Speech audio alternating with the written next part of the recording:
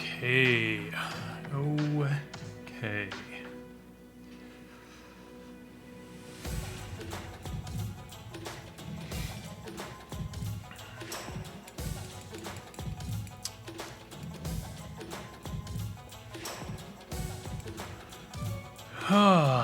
Let's figure out what the hell we're doing. What? We get autumn coming in hot.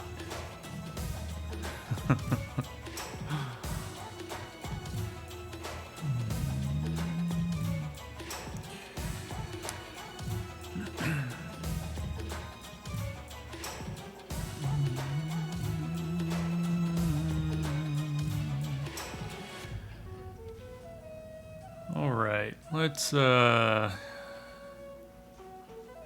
on.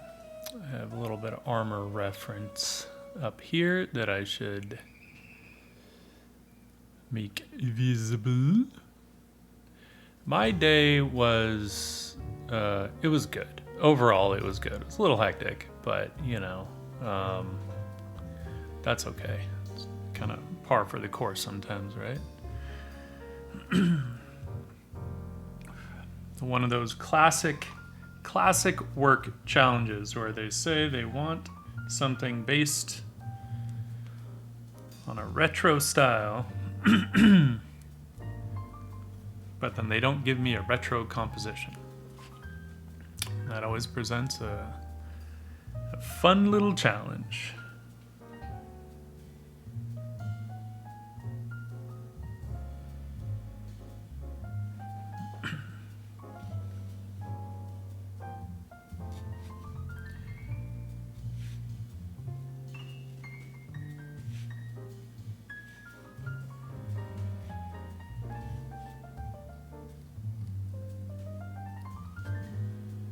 But still, you know, overall, I really can't complain.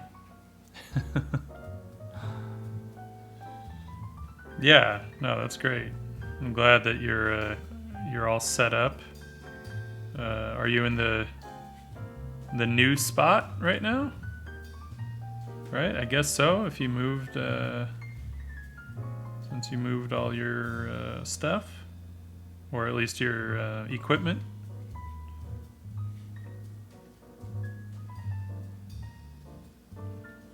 Oh, my little reference spell is all the way over here. Okay.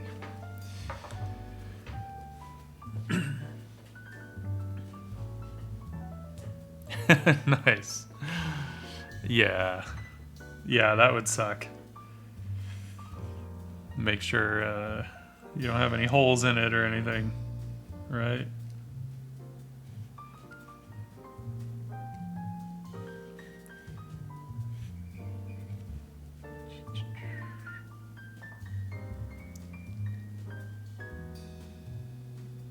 Oh no.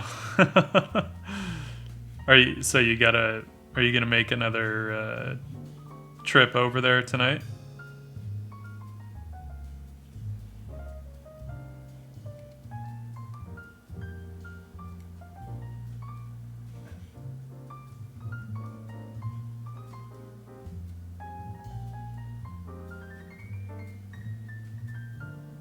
Yeah. Word.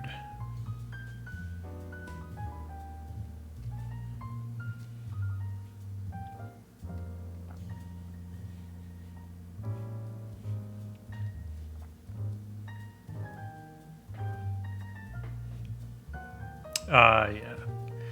Good old fucking rush hour. Rush hour in Los Angeles.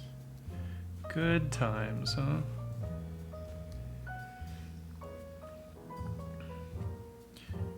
I feel bad that, like, the one time you've moved, I really, it's, you know, for, I think it's only the third time you've moved since I've known you, and I'm not even there to help.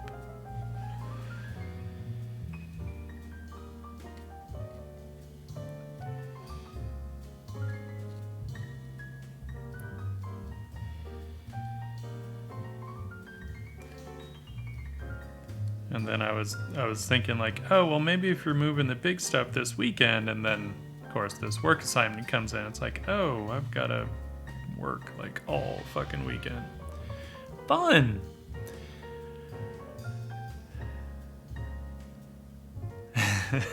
Well, but you've got that big stuff, too, right? That's more than a one-person job, isn't it? I'm assuming you have someone to help you with it.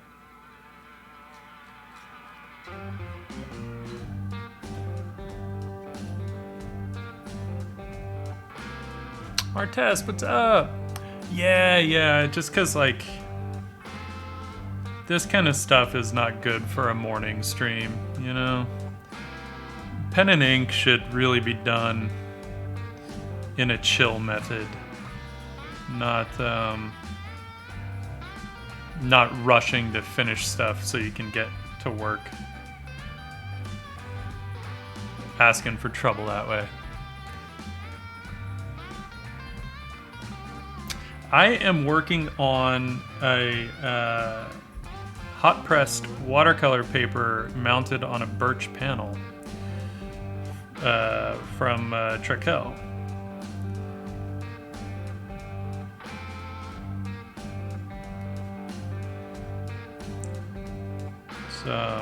It's a pretty fun surface to work on.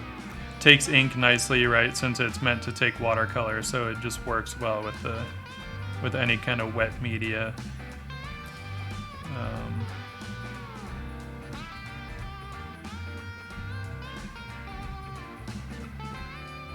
Nice. How was the hike?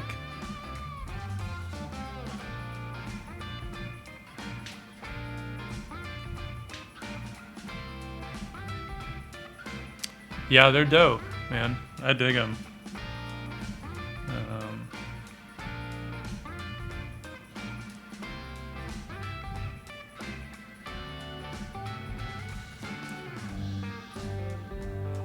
And I'm working with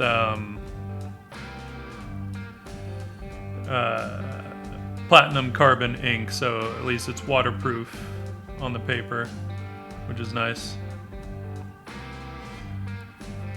There we go.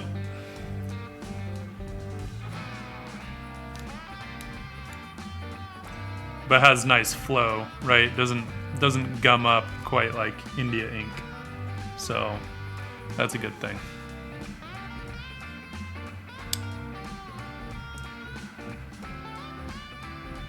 Quixote.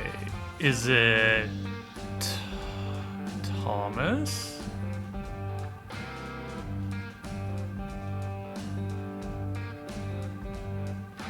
You and me both, bro. Yo, Thomas, what's up, man? How the hell have you been?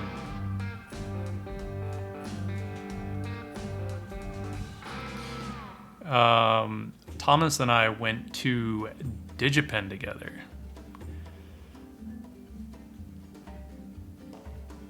Fucking been a long damn time.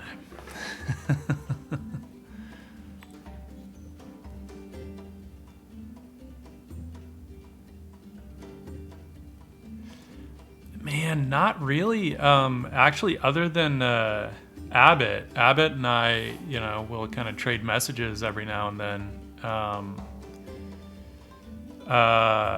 Morgan and I did for a while. And every now and then we'll kind of touch base, but it's been a while.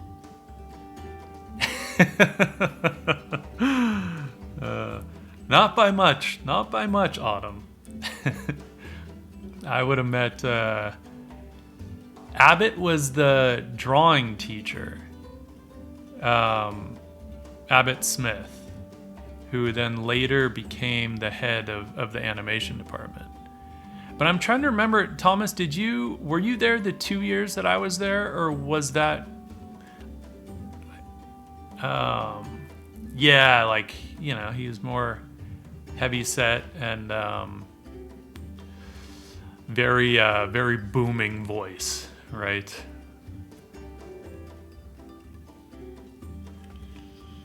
Abbott Smith. Oh, that's a little too much ink there. A little too much ink. Let's not do that. Let's not do that.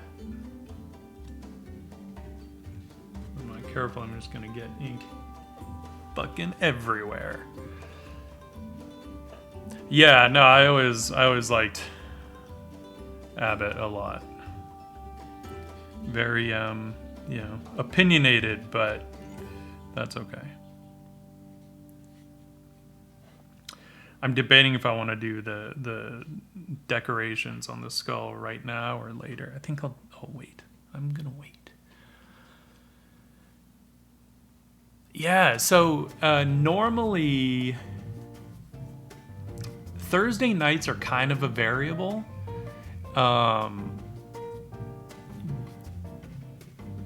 Otherwise, like, I'll do Monday, Wednesday, and Friday mornings, 8 a.m. Pacific time. Thomas, where are you living nowadays? Are you on the West Coast, or are you elsewhere? I'm down Los Angeles way. But you know that. You know I'm in LA.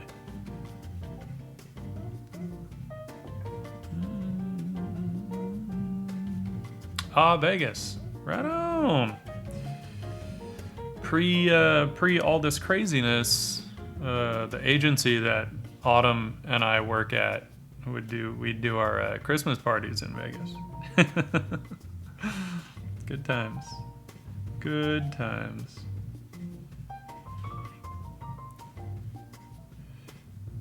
More about the food than anything else for us, but whatever.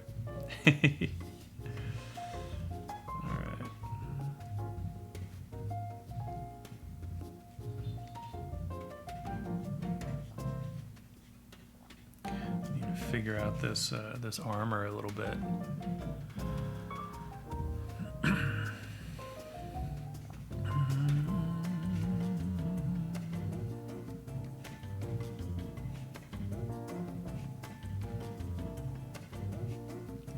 And what have you been up to, dude?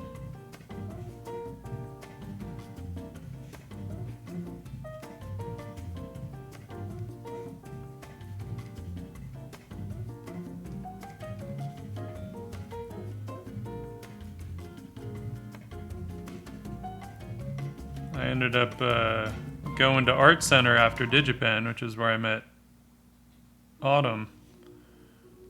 I guess that would have been like about a year after graduating from Digipen. So.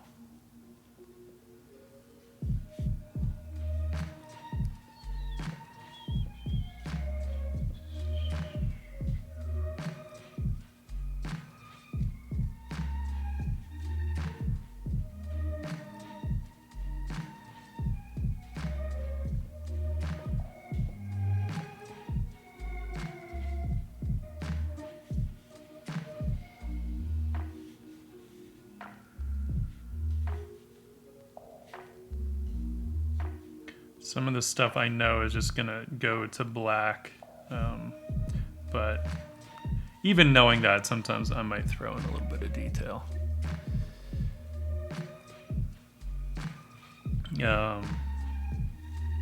And then decide later if I want to go all the way to black or not.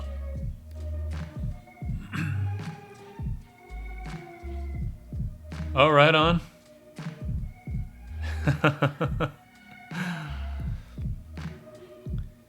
Well then, Autumn and you have a lot you could talk about.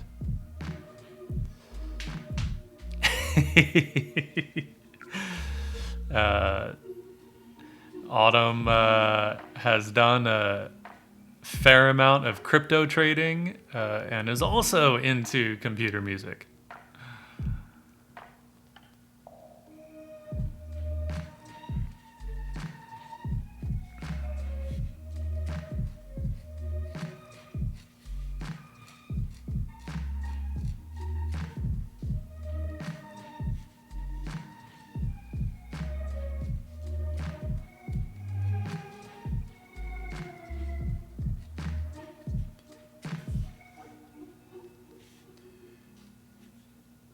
Yeah, it's interesting. I don't know that a lot of the people um, from our class in DigiPen really like kept up with a lot of stuff. Last I heard, um, uh, last I heard, Royal was like doing all kinds of crazy think tank stuff.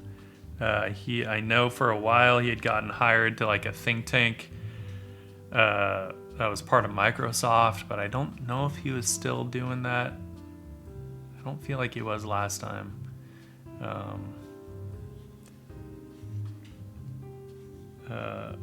think Armando was like in San Francisco somewhere.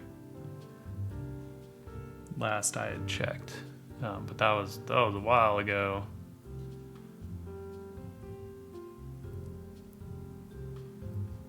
Yeah. Royal was the oldest one in our class. Ex fighter pilot.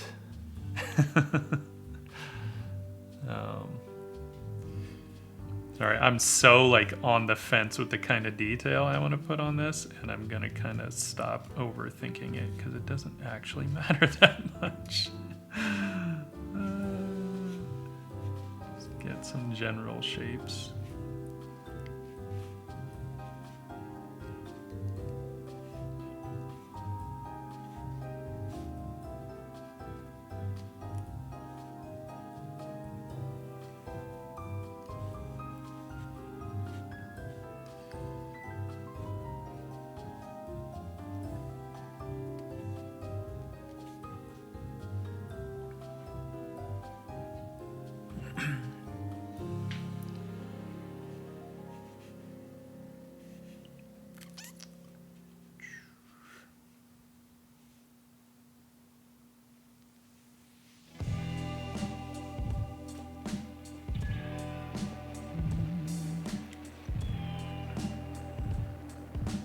So is the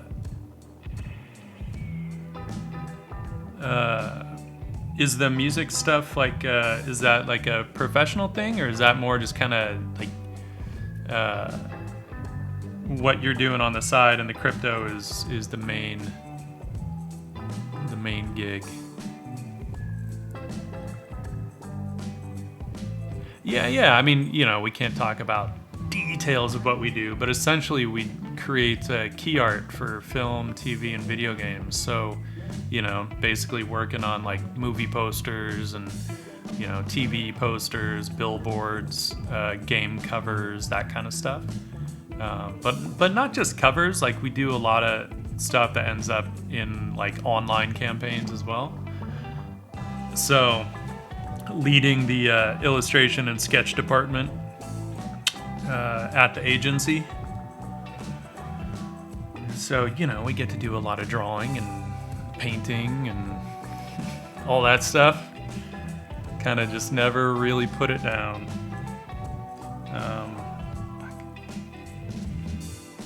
All right, let's draw her because she's gonna sit in front, and I don't want to try and draw around the pencil lines. But I don't want to get into her face yet. I feel like I need to warm up. All right, we'll keep going with the shoulders. Damn it. I just can't go too fast because this stuff goes to her, and I don't want to cover that up.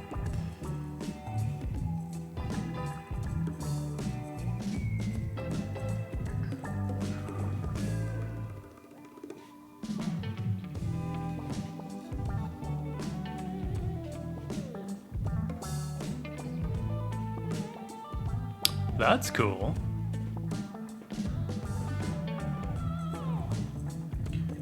So if you're doing like, digital stuff, do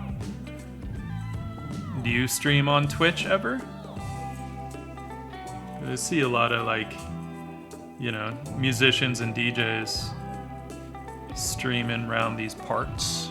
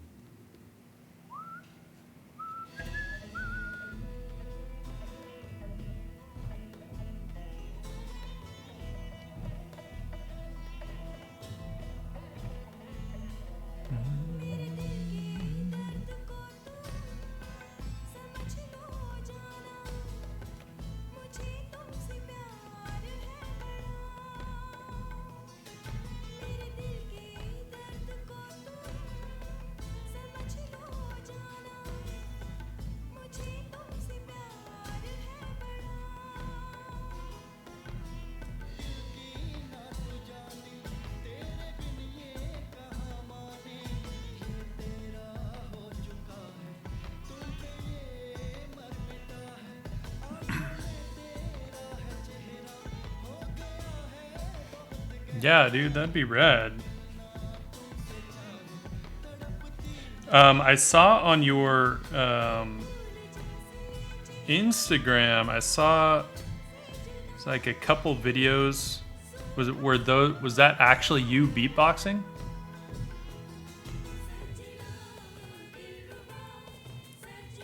Golconda. I don't no, I'm trying to remember. Yeah, dude, that was dope. I fucking love that stuff. That stuff was awesome. I'm trying to remember what the Indian place that I would eat at with my roommates was, and I'm blanking on what it was called, but it wasn't Golconda. At least I don't think. Cosmonaut, yo, what's up? Lurk away, my friend, lurk away.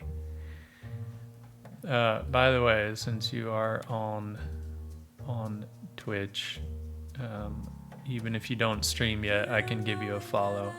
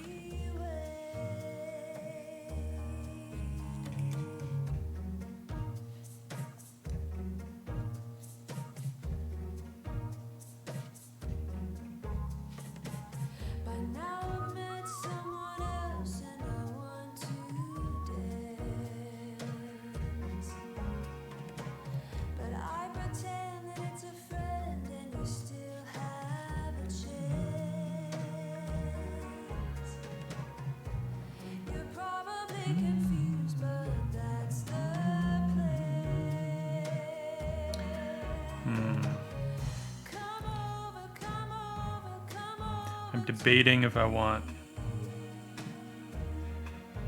symmetry or asymmetry on the pauldron design, but I don't have any good ideas for an asymmetrical solution, so we'll just make it roughly symmetrical.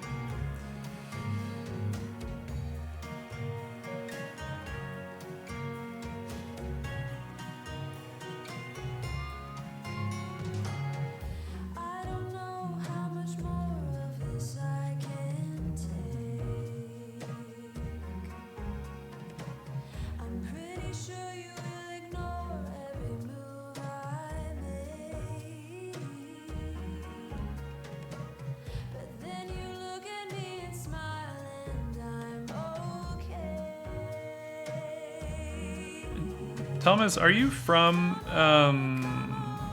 Vegas originally?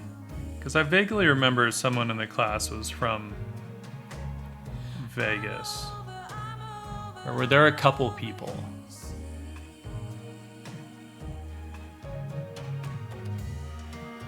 Okay.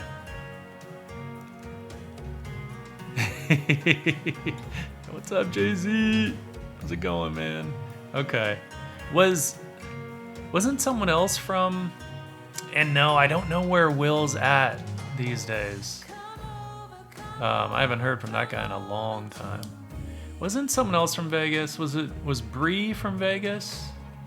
I feel like he might have been.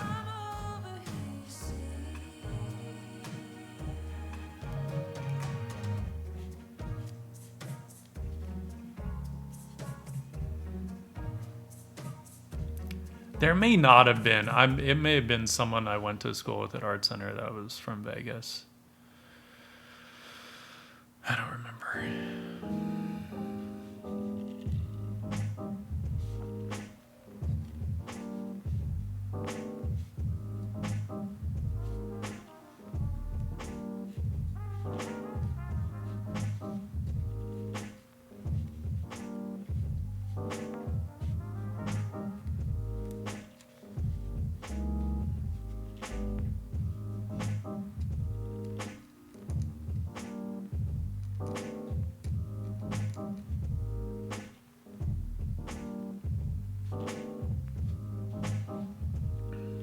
But yeah, I'd be curious to know how many how many people really stuck with like pursuing the computer animation side. Because for me, kind of really, once I found all the character design stuff, I was like, wait a second, you mean I could get paid just to draw cool characters?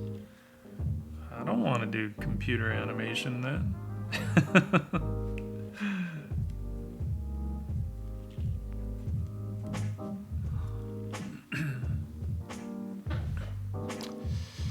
I have, yeah. I have minted a few, but, you know, they were more, for the most part, still images. But here, I can actually, if you go into that link tree, you'll see there should be a couple links to one for Maker's Place and one for Foundation, I believe. Man, I haven't even gone on those for a little while now. I got kind of sidetracked just trying to get some other stuff moving forward. And then I was like, then I'll get back to thinking about NFTs. But for now, I've just been kind of...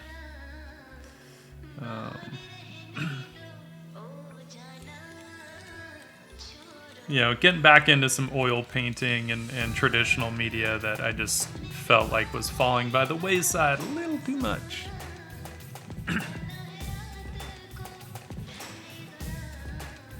Yeah, I mean, you know, I love the NFT thing.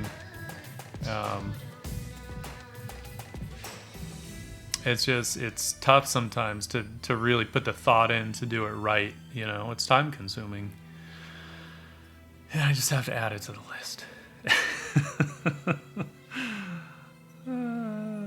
What are you gonna do? What are you gonna do?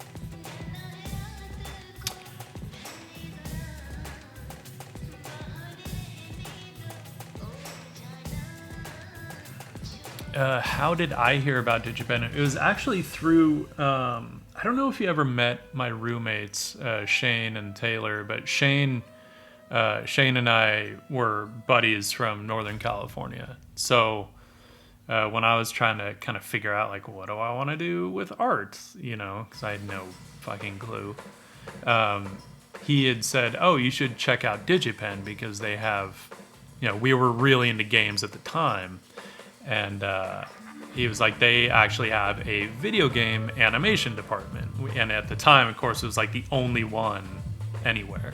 So I checked it out, and it looked cool. I'm like, cool, I like video games. I want to work for Blizzard. I want to work in their cinematics department, which is why I would always like fucking put ray tracing on every damn thing, even if you were never gonna see it. Oh my god. Be like, yeah, I'm gonna build this eye so it's anatomically accurate with like pupils I can dilate and fucking ray tracing on the cornea and whatever. 20 years ago, that made computers take a big shit.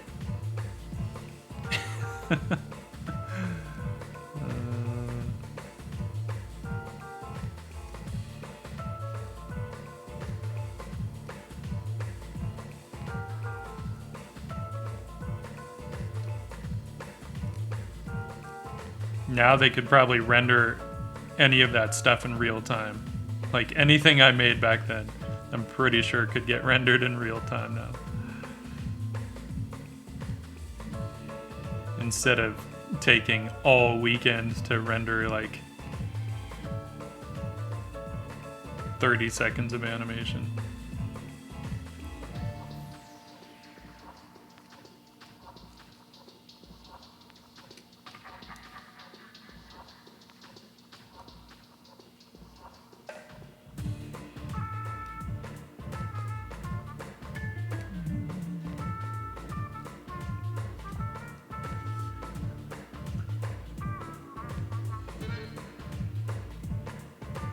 Joey, yo, what's up, dude?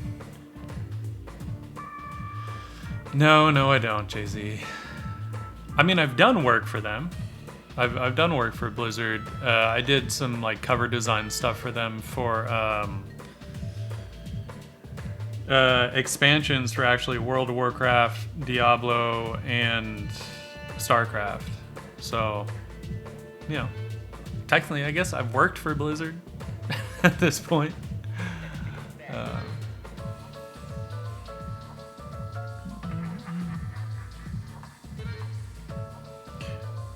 Oh, is that the pixel art one? I take it you love the retro stuff.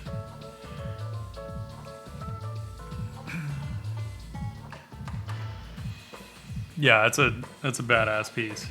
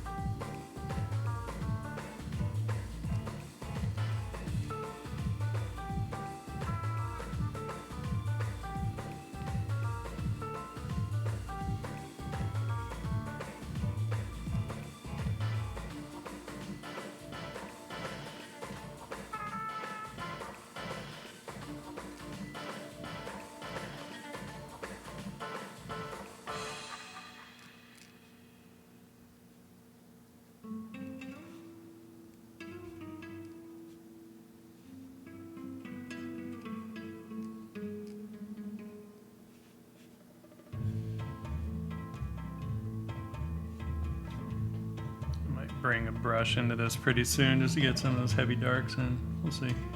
We'll see. No sense rushing.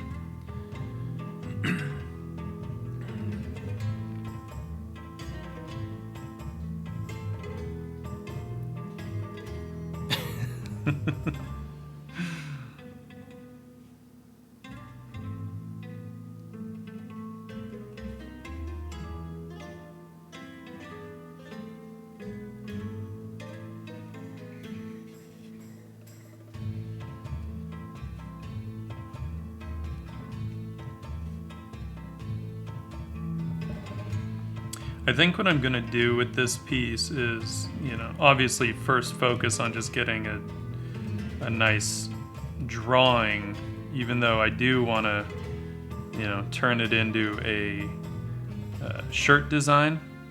But I think I'll focus on just getting a nice,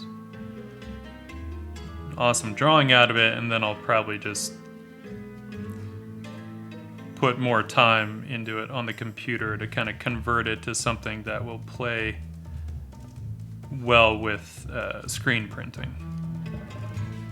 Because I don't really want to have to think about that stuff right now. I don't want to have to worry about it.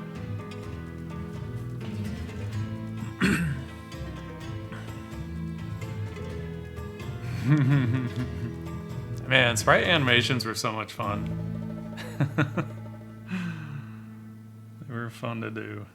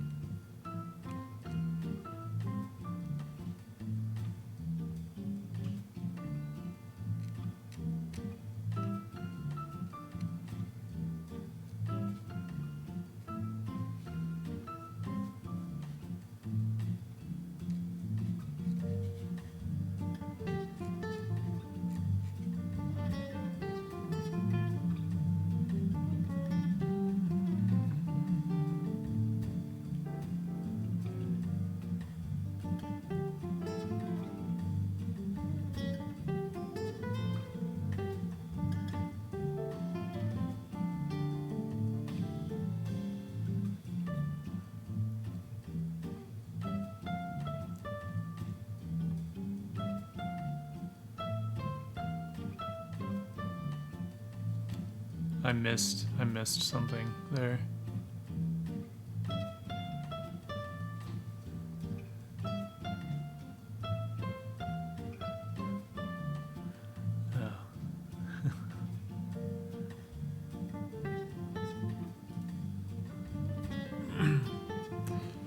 I don't think I know anything about Blizzard's current woes. I haven't really kept up on that stuff.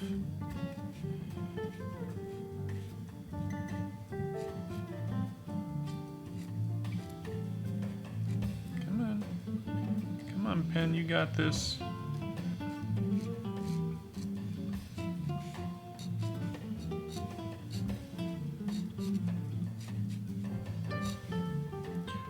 I know that this stuff is gonna go mostly black, so I'm not too concerned with exactly what the lines are doing, but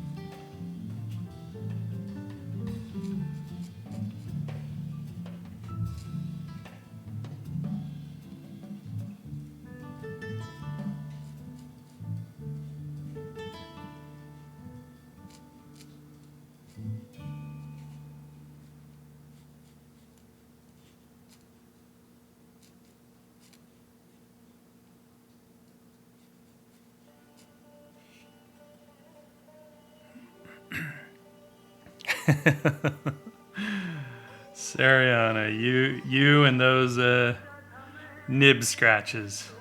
I should say you and me both.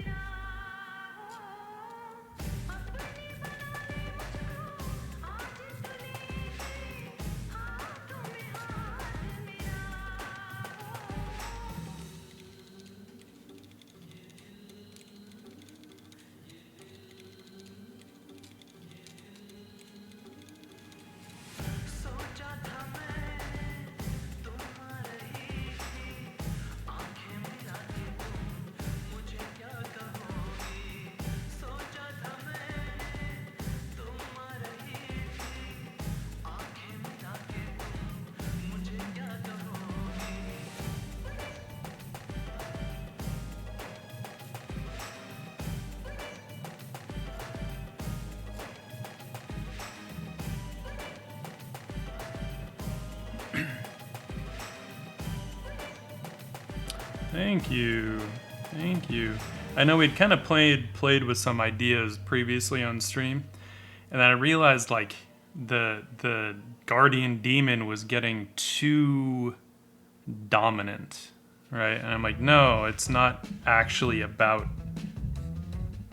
that guy. So I had to kind of wanted to scale him down a little and kind of did a composition that was be a little less about him.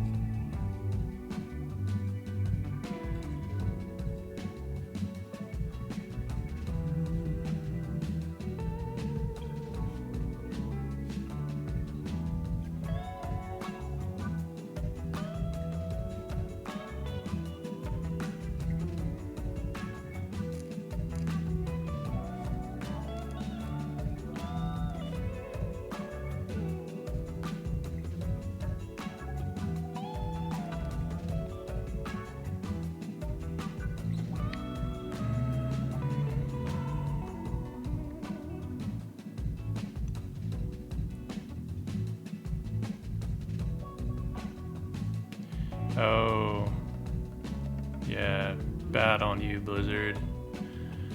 Oh, it is Scotch time, man. All right, Autumn, you be safe, brother.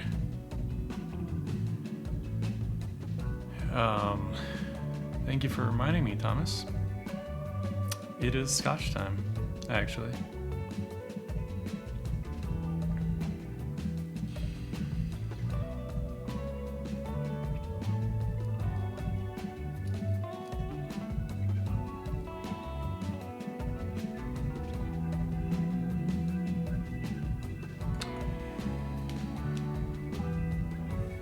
It already here. We've got our little carafe here and our glass.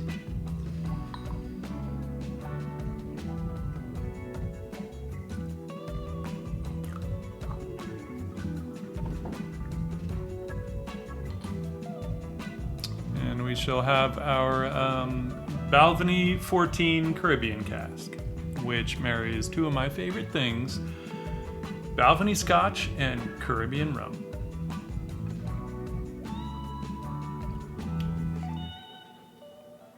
Likewise, man. I'm very glad you found me again. I will be here. Who's texting me?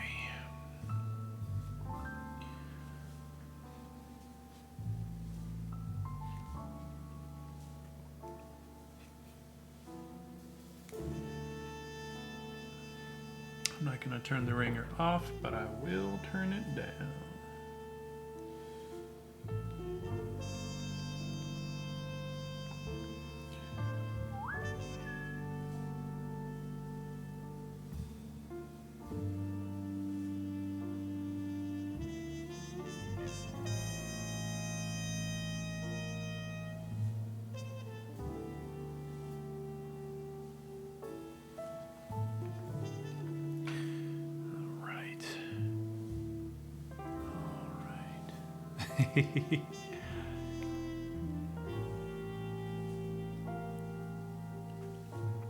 Honestly, I think it depends though, CB Inks. It's like, I feel like there are a lot of applications for it if you're creative, not like,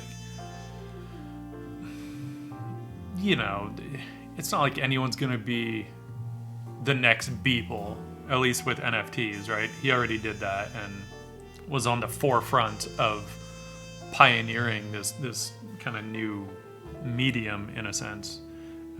And so in that regard, there can only be one. But There's no reason someone couldn't create some kind of a product, that's NFT based. And it's not always about like, oh, how awesome of an artist are you? In fact, I would argue right now, currently with the NFT market, it is not about that at all. Plenty of awesome artists don't sell shit as NFTs. Right? Because in that regard, I feel like it's still very, very similar to the gallery world and the fine art market, where a lot of people are looking more for conceptual stuff. I feel like currently the NFT market is still looking for kind of commentary and social import, which is why the memes and shit sell so well. Even though it's not about the art, it's about the value in our social structure that those have. So, create a meme that goes super viral and then sell it.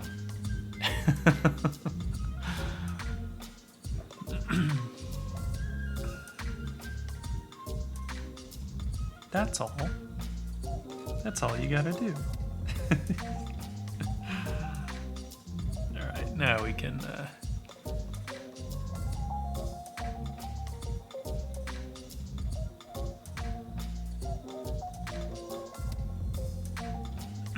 Yeah, and what's crazy is that shit will sell. It's annoying. I say that's crazy, but really what I mean is what's annoying... what's really fucking annoying...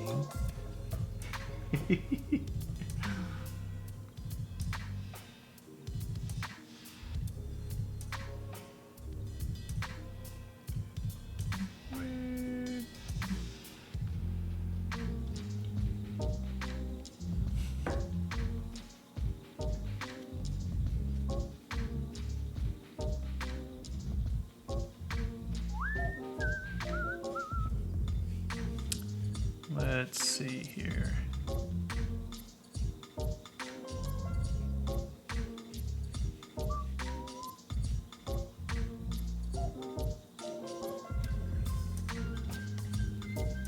We're cheating since I got those lines a little off there.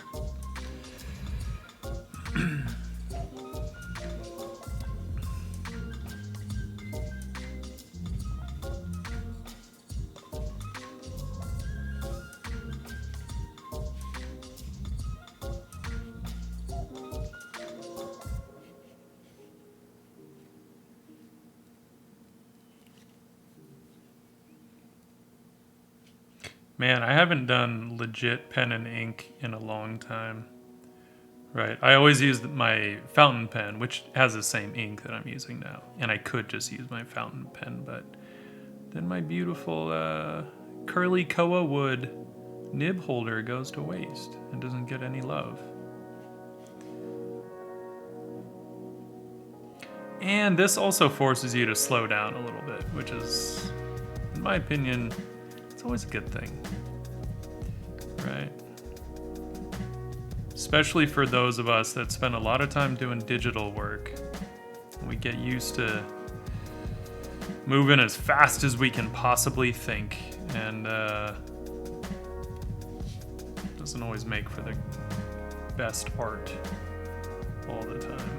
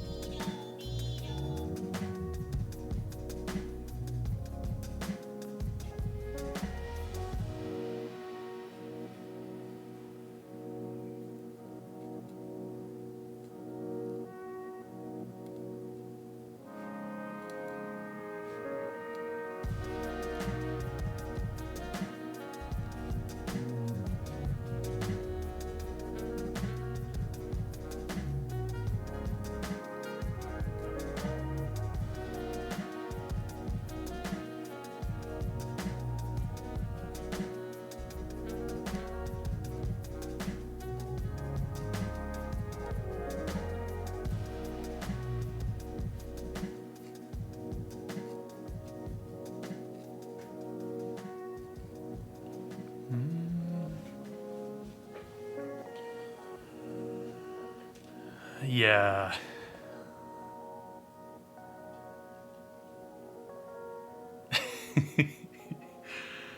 Joey the Saint, you never know. He may have, actually. And yeah, Sariana, it's like I don't want to say ruined many a painting, but definitely got very close to ruining paintings. Just because I was like so used to just flying through shit, and then I'd just be making marks and putting shit down, and then make a mark and think, Command Z. I'm like, shit. I can't take that back.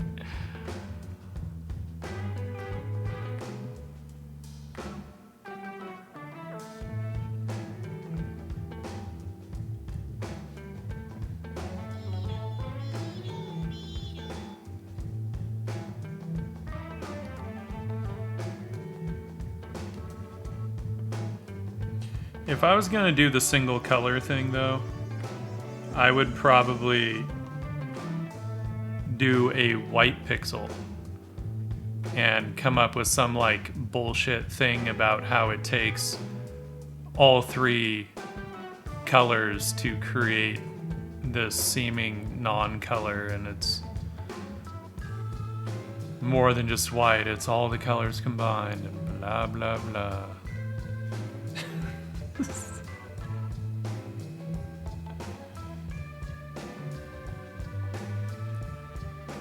Write a whole thesis on what it takes to project a white pixel.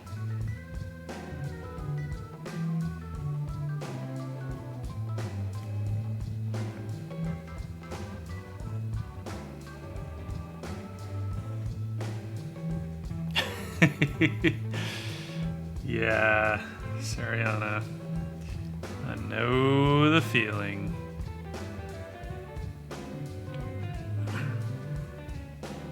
That's where it's been nice for me to kind of be doing like the oil painting and stuff as well, where I've gotten used to slowing down when I need to, which has been very enjoyable for me.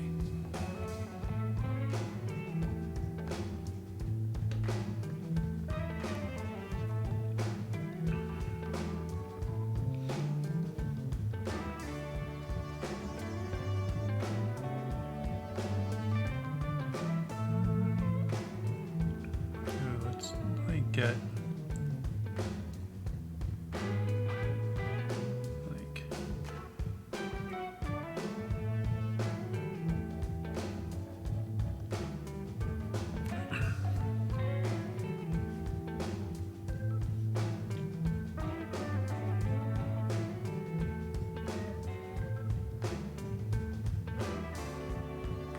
man, I never do any kind of like pointillism type stuff ever, but I feel like just for a bit of texture.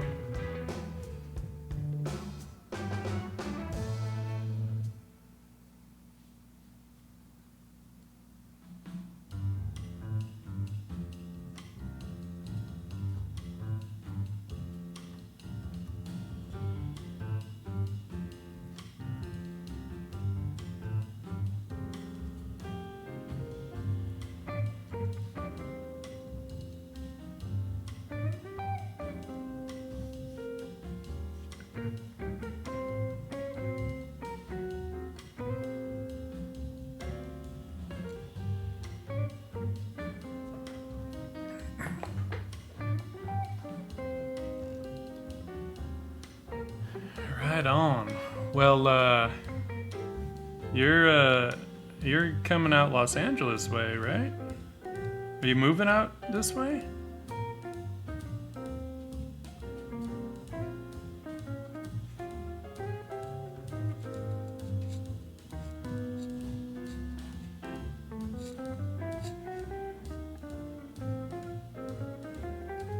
We could always get a crew together and do some oil painting.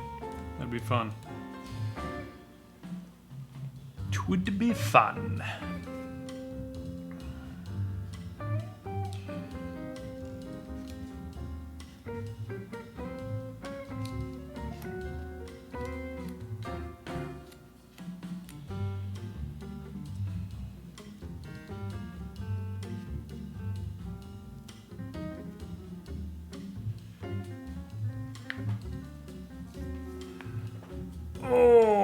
man.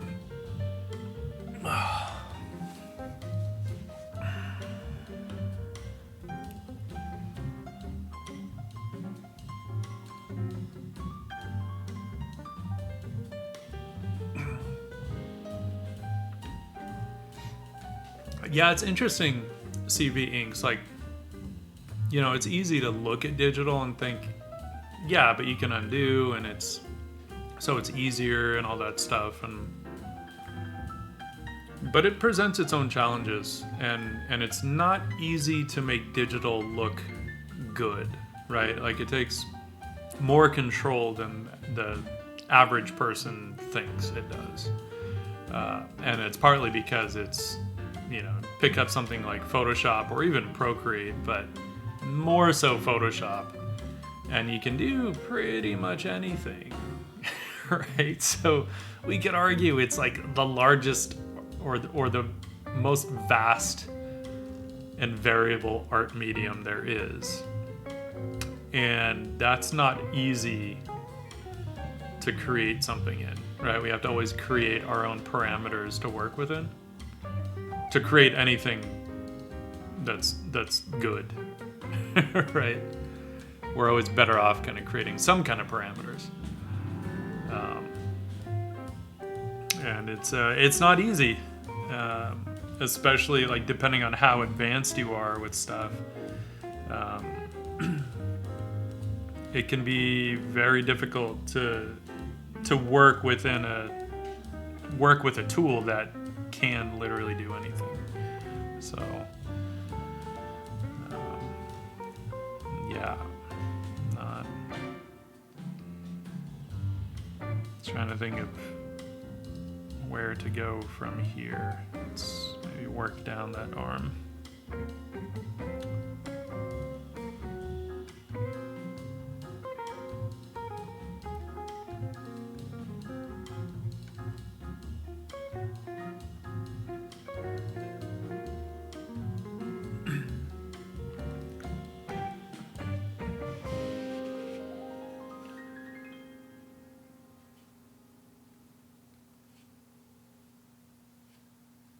A lot of this stuff, by the way, would be way too small to actually screen print, so that's why I know I'm going to have to do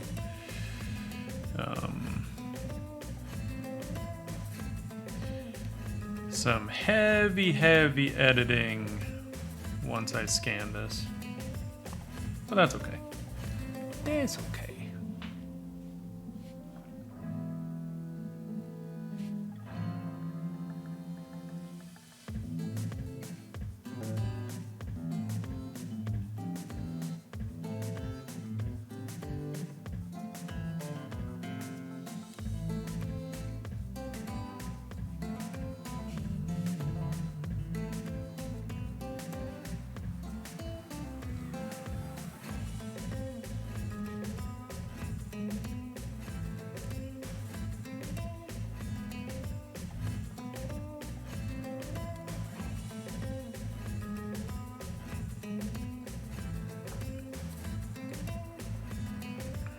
Yeah, Sariana, one of the things I would love to do more of is actually plein air painting.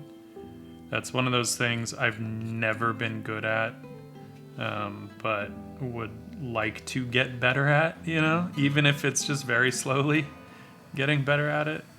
And every time I pick it up, I think like, no, you know what? I've learned enough that I think I could do something pretty good now. And then it's so much harder than I think it's going to be. I have friends that are just fucking amazing at it, but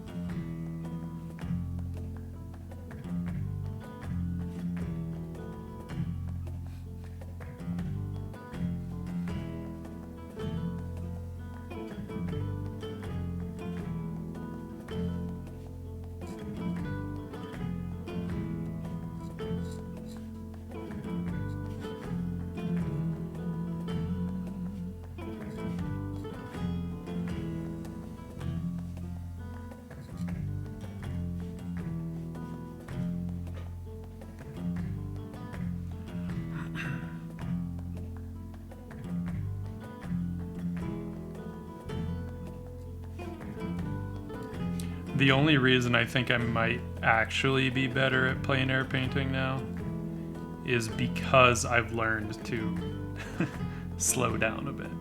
I think before I would always kind of try and rush through it. Because you know, you're thinking like, oh, the light's gonna change and this is gonna change and blah blah blah, and it almost has more to do with kind of holding a visual in your head, regardless of whether it's changing, you know.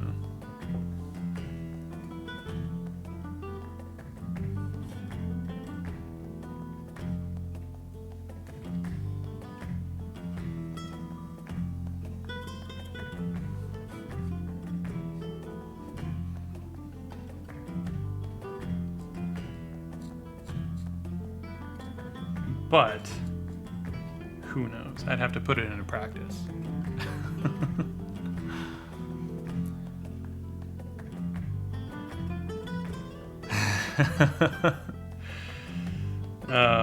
Do you do commissions, CB Inks? I'm toying with the idea of maybe opening commissions on a limited basis, but it would honestly be more kind of high-end commissions because it would have to really be worth my time to put into it.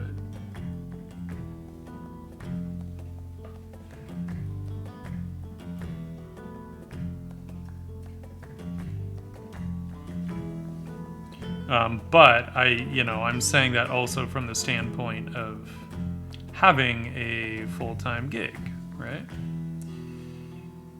And raid! Who's raiding? Vicky Hikari! Yo! What's up? How's it going, Vicky? How are ya? Thank you for that raid. Welcome in, raiders. Welcome in, my friends. Let's see if we can get our pen to cooperate here.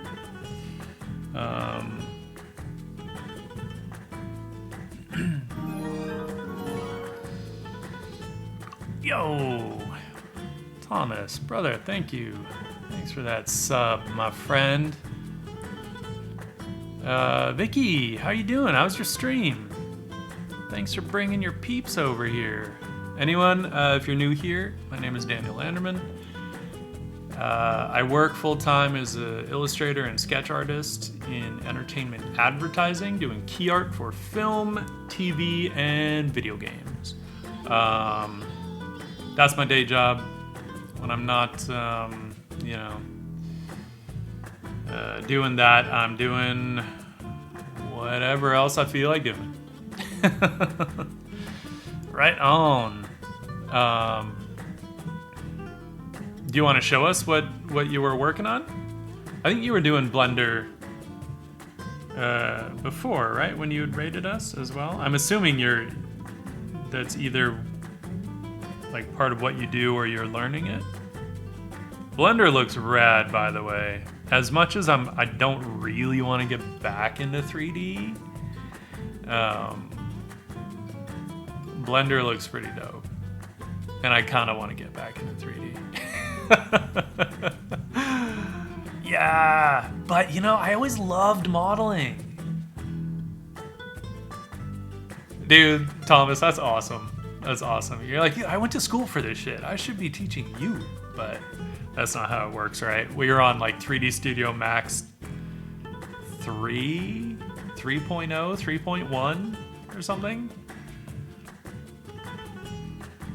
And do you remember us testing out the beta for ZBrush?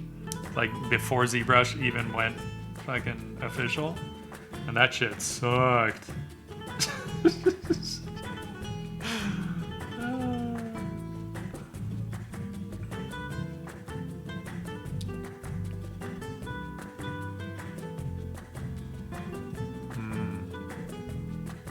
Vicky, if you wanna, I don't know if you have what you were working on ready. Like, if you want to link it in the chat, you totally can. I'd love to see what you're doing. Otherwise, I know I follow you on on Instagram at this point, but you can share your Instagram if you don't have what you're working on handy. And even if you do, share your socials. We love to thank our raiders like that.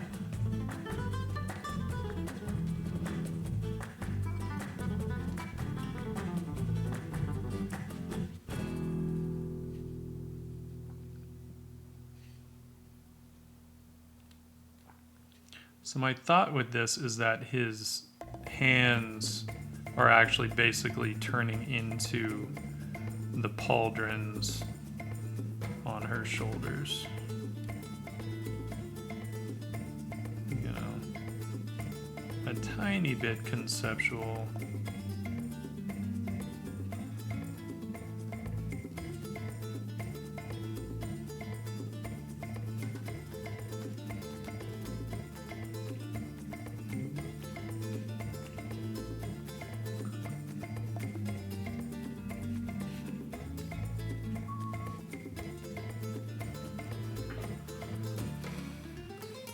Word. Go give Vicky a follow. Give Vicky a follow and oops, I should spell stuff right. How about that?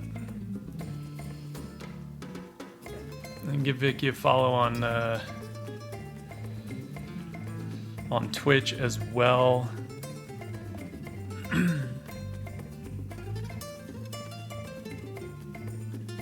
Oh, nice. Yeah, no, I love flamenco. This is a playlist of kind of like everything. We could argue world music, but it wasn't necessarily my intention. It just kind of ended up that way because I like all kinds of music. And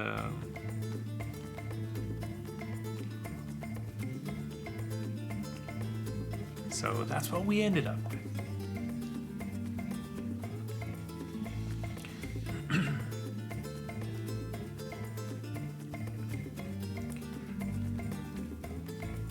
I feel like his wings are probably going to be mostly done with a brush. Because it's not... I don't think I want to, like... I kind of want them to be more of a bold shape that frames the other stuff. So... But I may end up doing those with the pen. And then... Because I can always fill them in later, right? We have options. We have options.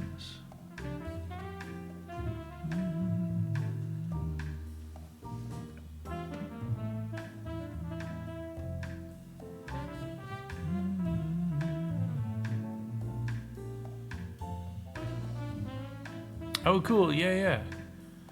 Share, share, share. Share, share, share.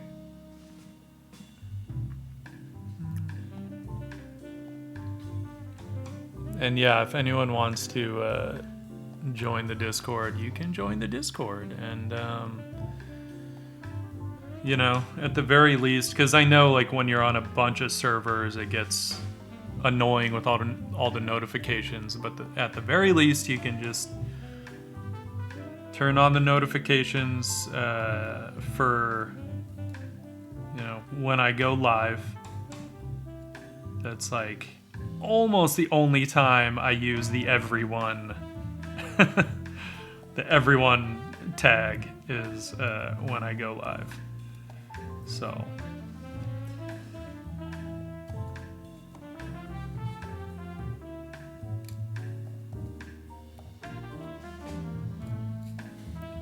I do my absolute best not to abuse that shit.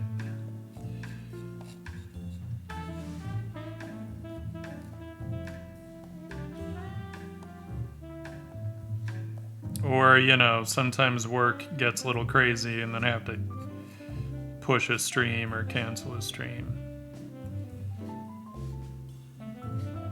Which is unfortunate, but you know what? They pay the bills, So, what work wants, work gets.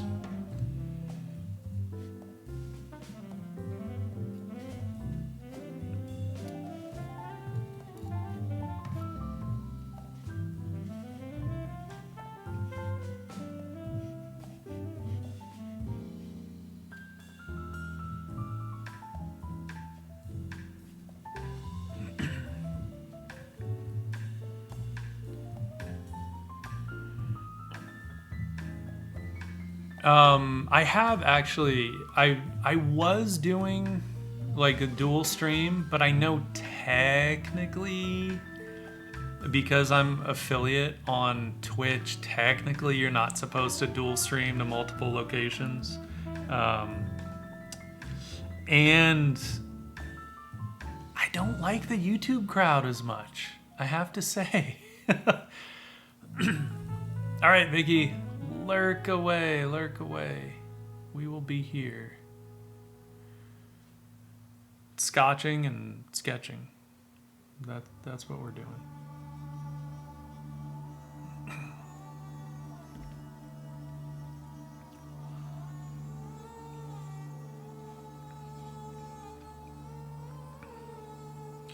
And trying not to get so blasted that our bravado gets the better of us and causes us to otherwise irrevocably fuck up our drawing. Doesn't always take much either, meaning Scotch-wise. It doesn't, all it takes is just enough for you to think like, I got this. And that might be the end.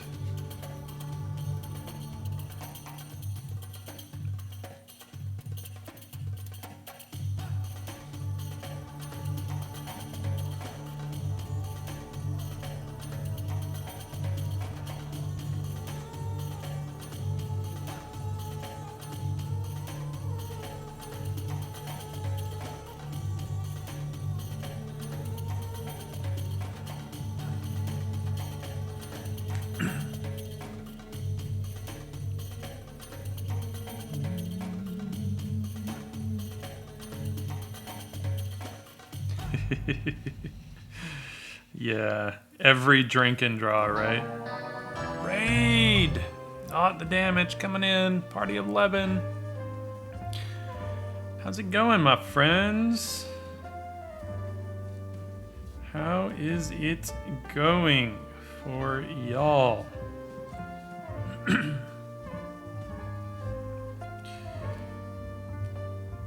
Welcome in, Raiders. Welcome, welcome.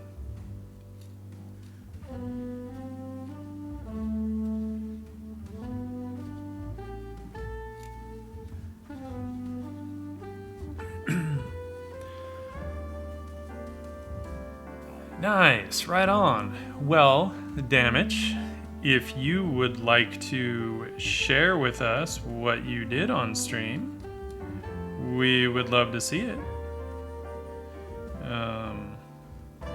If you have it handy. If not, take your time. Or just post your socials. And post your socials.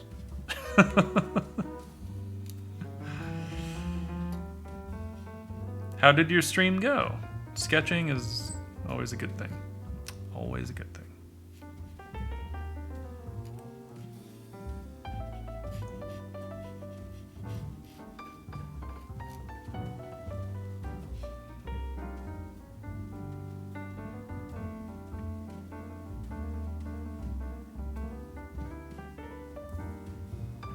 Yeah, no, this stuff's fun. I almost went with my fountain pen because it would be the same type of ink, but I haven't used my trusty Gilot 303 nib in a while, and nor my nice nib holder. And what is the point of a custom nib holder if you're not gonna use it? Right? Seems like a waste.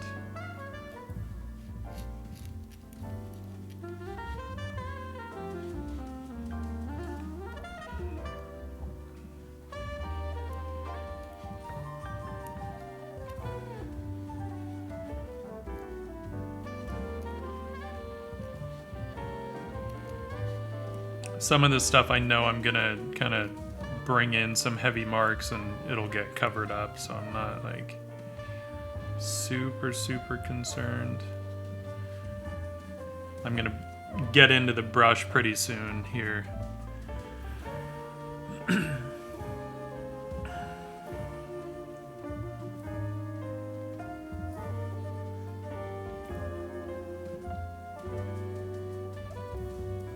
Oh, that's fun. That's fun.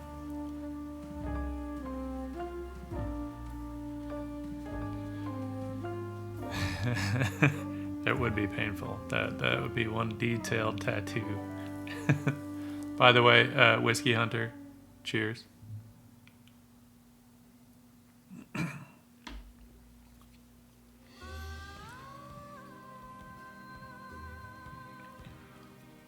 We have our little carafe of some Balvenie 14 Caribbean cask over here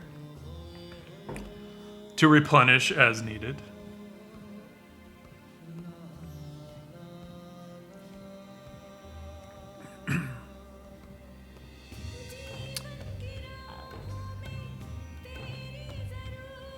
Oh, right on. You know, I had tried the Ackermans.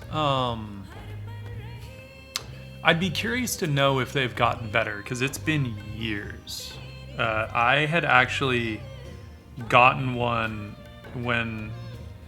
I don't know if they were still fairly new, or if they just hadn't fine-tuned like the building of their pens, because it wasn't too convenient. It would gum up quite a bit and was kind of annoying to use. I loved the idea of it because I love using, you know, some kind of a steel nib. But they weren't that good yet. But I was happy to see that they kind of kept going, and it seemed like they kept improving the pens. What I ended up doing was actually getting, I was going to say a Pilot Namiki Falcon with a custom nib, but truthfully I have two Namikis with custom nibs and a Pilot Custom 912 with a custom nib. I've spent a lot of money on fountain pens, but I do fill them with my own ink because I don't like the Pilot ink. Oh, right on. I have a bottle of Green Spot in the cabinet. Kohinoor art pen. I have nib holders by Kohinoor. I don't know if I know their art pen.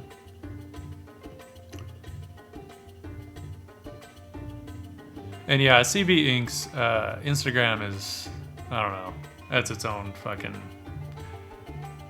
problem these days. I got lucky, actually. You know, when my account had started to blow up on Instagram, it really was dumb luck because I didn't know anything about how they would push new features, right? Like, I didn't know. So when they introduced the 1 minute video, right, from the 30-second video to 1 minute, I didn't know that they would push that stuff. And that's what caused my account to blow up. I went from, I think it took me like 4 or 5 years to get up to like 6,600 followers or something. And then literally I had a video go like viral on there, and in the space of a week that doubled. And then within like 3 or 4 months or something, it might have been like 6 months later, I had passed like 100,000. And but then something happened and I got shadow banned. They say it's not a thing, but it's a thing. Let me tell you. I got shadow banned because my account hit 128,000 followers in like 2018. Or like by the very beginning of 2018. And I'm at what, like 121,000 now? So, yeah. And what's crazy is I get more engagement if I don't use hashtags, which is what tells me that I'm shadow banned. You know, because if I use hashtags, it completely limits the disbursement of my posts. But if I don't use hashtags, more of my actual followers see my stuff. You know.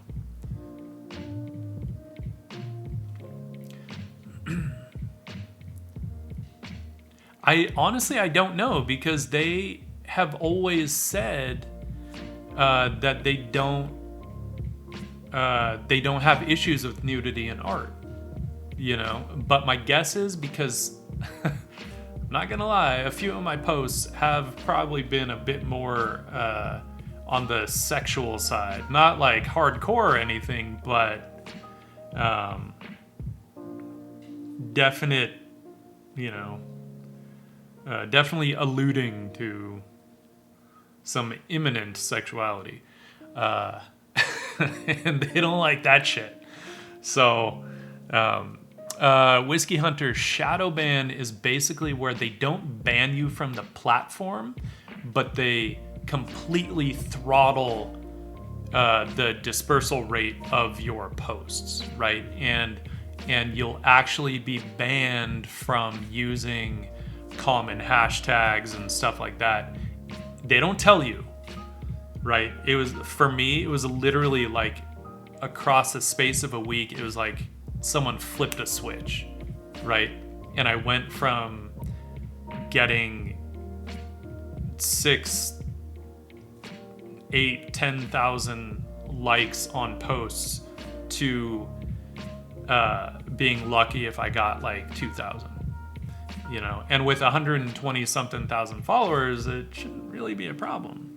But nobody was seeing my shit because they were throttling it. Plus the new algorithm where they're like, oh, if, you know, we only disperse your posts out to the first 10% of your most active followers, and depending on the percentage of those that actually like your stuff, then it may or may not go out to another percentage of your followers. It's stupid. Basically, it went from Instagram being really fun and easy to use to being a complete fucking pain in the ass. and it just demands more time than it's worth. And yet I still use it because, you know, I have a lot of followers on there, and, you know, and at a certain point it's like,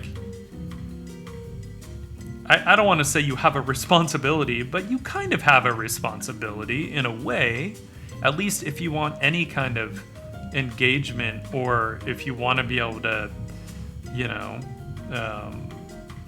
get any kind of products to your followers, then you do have a certain amount of responsibility to actually keep up with it and engage with people and whatnot, right?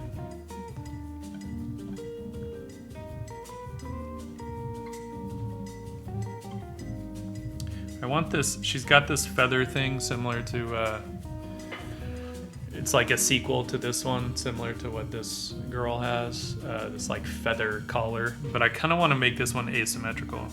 So, and I missed some stuff. The art pen got discontinued 30 years ago. It's a semi-ball nib fountain cartoonist pen with a gold-plated steel nib.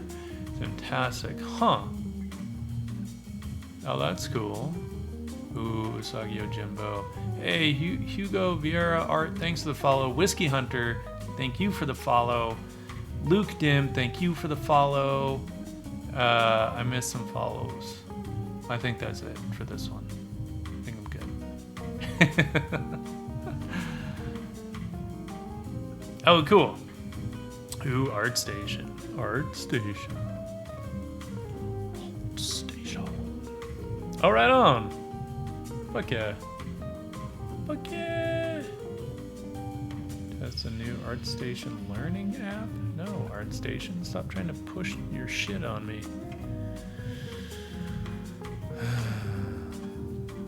The damage. Let's give you a follow on ArtStation. Right on, dude. Hell yeah. What are you, I can maybe look. Clip Studio Paint. Cool, cool. Cool. Man, I really haven't used Clip Studio Paint that much. I used it a little bit. Super fun to draw in, I have to say. Much nicer to draw in than Photoshop. Honestly, I don't like drawing in Photoshop. I prefer either drawing in like Procreate or Sketchbook Pro or Clip Studio, but I haven't used Clip Studio enough to be really comfortable in it. So, Leon, what's up, dude? How's it going, man? Welcome in.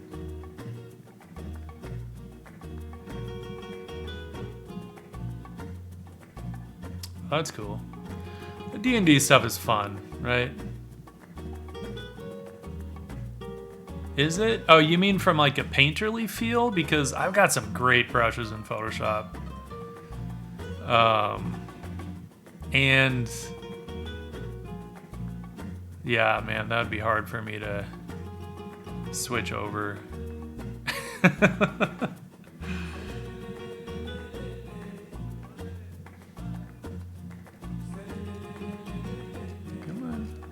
Come on, pen. All right, let's get.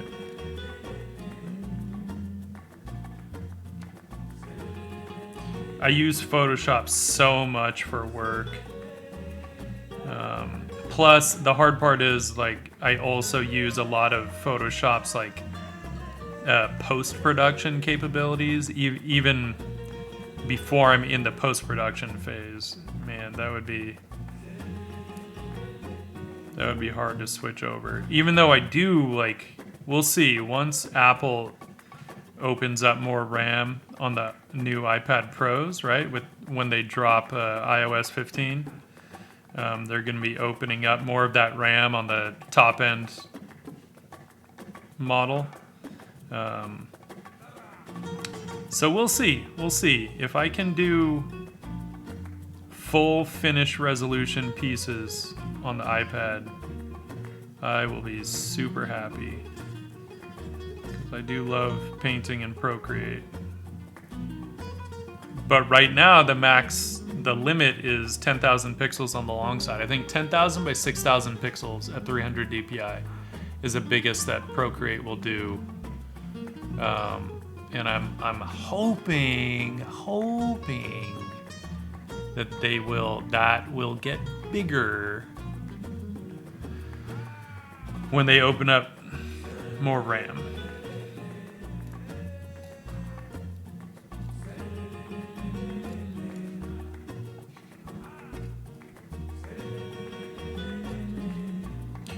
We're gonna do this and then we're gonna break out the brush and get into some nice heavy marks.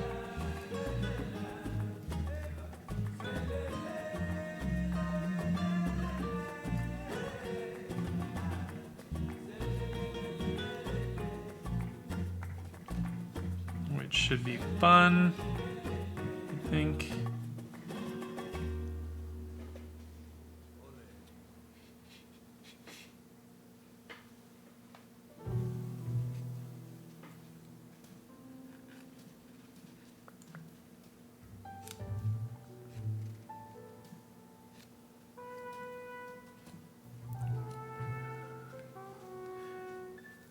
You know what I might try doing? I don't know why I didn't do this before. Well, I'd have to move all the cameras. I was gonna say I could have gotten this more directly under the camera. It's all skewed right now, but oh well. Next time. Next time. Oh, let's stretch that shit out. Oh, man. Take a breather.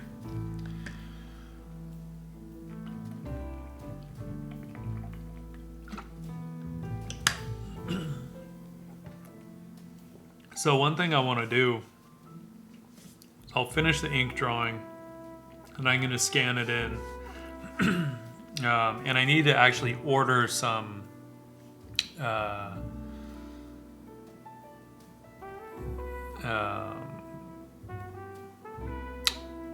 gold Probably gold flake, but I want to do actual, either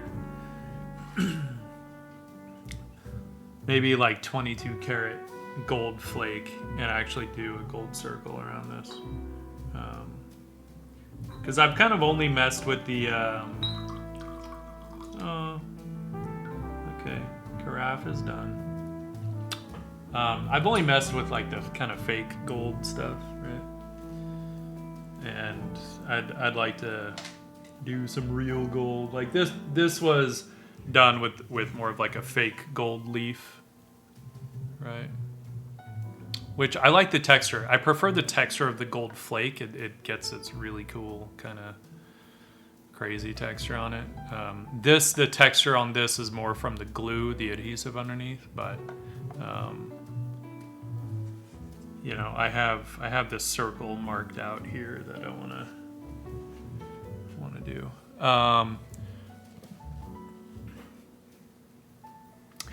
No, Whiskey Hunter, this is actually it's kind of a combo, I would say. So let's see, let's grab a couple things here, and we can talk about this while I'm sort of letting my brain rest a little bit.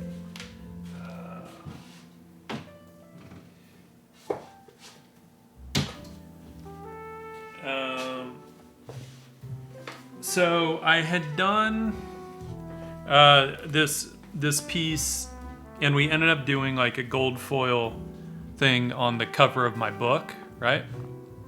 And this was a here, I'll focus that a little harder. And you know, it's nice gold foil and magenta foil on the title. And I loved how that gold turned out, and you know, of course, I love the drawing too. This was a pen and ink piece as well, with a little bit of watercolor thrown in so the color hits. And so it started there, and then I did the piece that I used for this on the shirt, right? And then I'm actually gonna print these shirts on a natural white, but I love, you know, I brought the gold foil in on the shirt as well, because I did some gold flake on the original drawing of this. And let's see where she is. Oh, and I'll be able to show, ooh, 2 birds with 1 stone. Yes! But first, I need to think of a good way to censor this, because Twitch doesn't like boobies. Anyway, so this is the original drawing of the one that's on the shirt, right? At least part of the original drawing. Sorry, you can't quite see the whole thing. There. Turn your head sideways.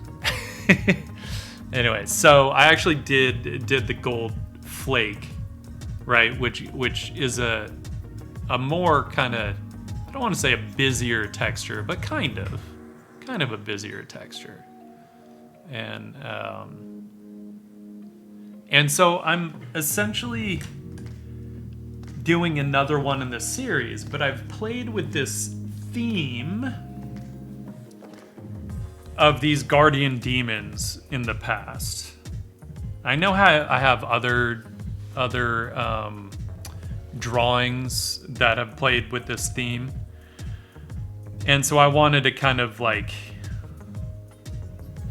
explore that, and I thought it would be a fun addition to this kind of series. So that's sort of where this is coming from.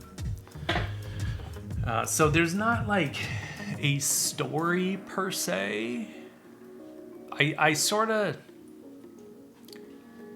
will, by the way, Marcius CP, Mark Ayusk P. I don't know how to pronounce it. Thank you for the follow. Marcius. Marcius?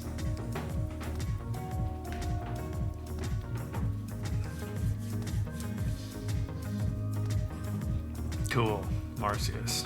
Thanks, and welcome in. So yeah, a lot of my stuff, I don't necessarily think of a full-on story, but I do like to at least consider enough to kind of give it, I don't know, some kind of a vibe, you know? Like, it sounds kind of silly, but like, I'd like to, I want to at least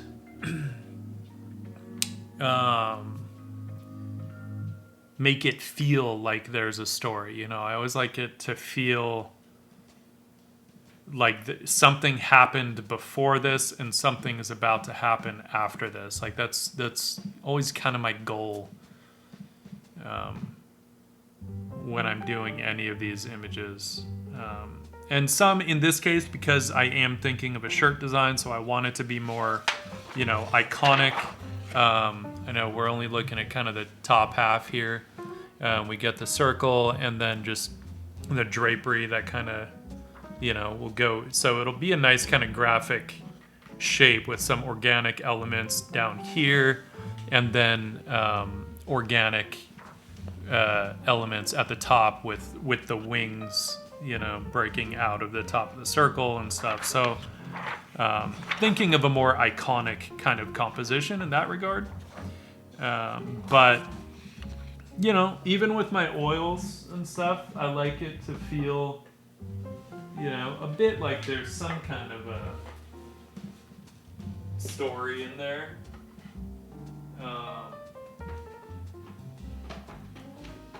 Even if I don't know exactly what that story is, right? I still like a bit of narrative quality to it, right? And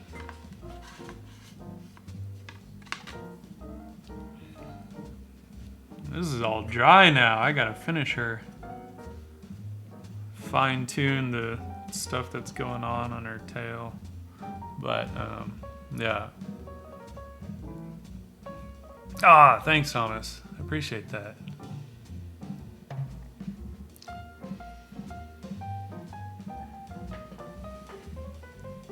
Ah, thanks, Cosmonaut.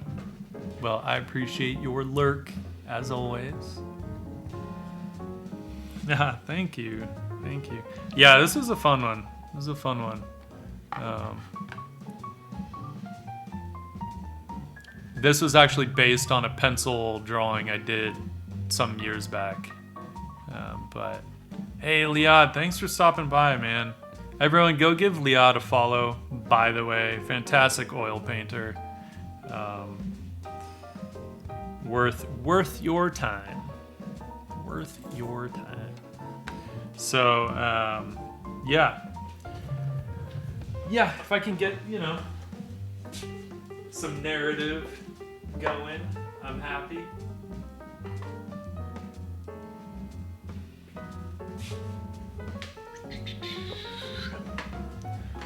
Let's bring some brushwork into this, shall we? Shall we?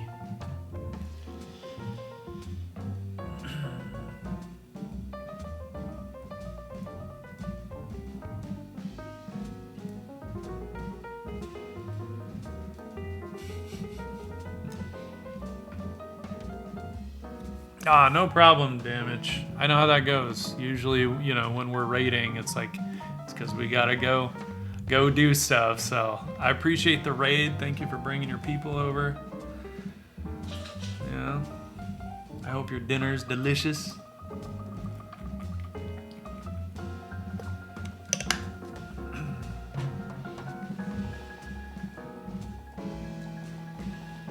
And hang on one sec.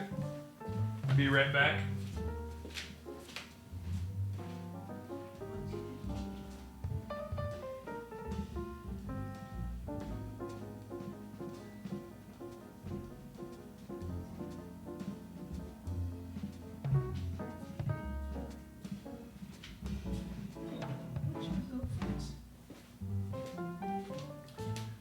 because she's running around like a little crazy person, she gets to say hi to everybody. Oh, Dana. Yeah.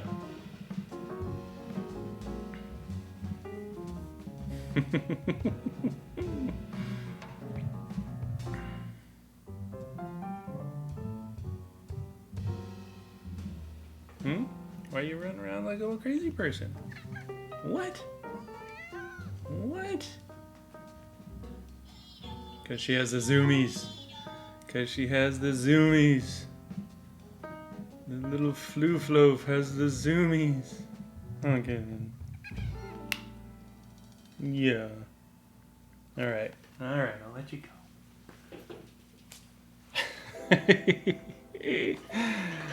What are you gonna do?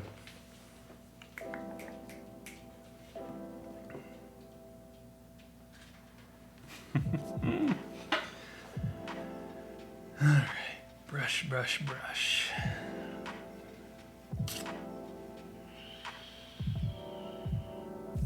I was gonna do this Winsor Newton Series 7, but I feel like the Sumi brush gets a better point on it.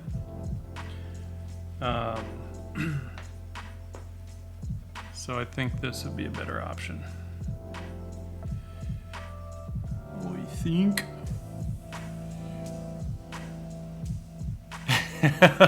Yeah, she has those green eyes.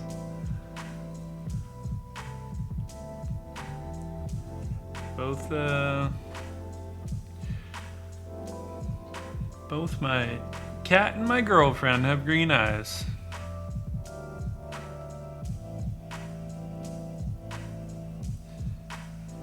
I guess I have a type.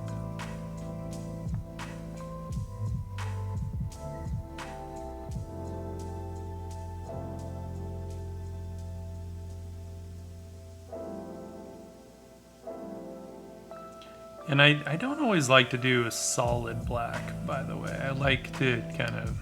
I'm a big fan of like broken marks in most things that I do. Drawing, painting, whatever. So... I think whenever I scan this in and kind of prep it for the actual shirt design, then I'll probably clean some things up because, you know, screen printing can only do so much detail, so I'll have to kind of simplify some stuff and make sure all that shit is legible and screenable, if that's a term that we can use.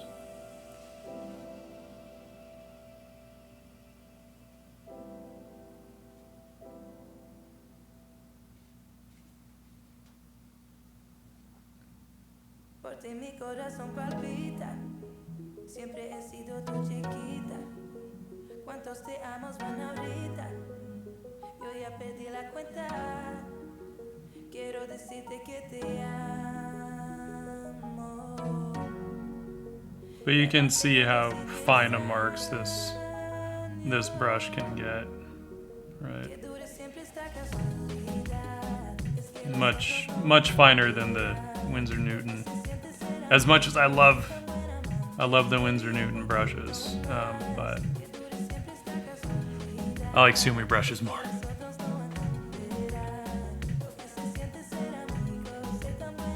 Mostly because I love brush pens, right? And they're based on a Sumi brush. Brush pens are essentially like a Sumi brush with an ink cartridge.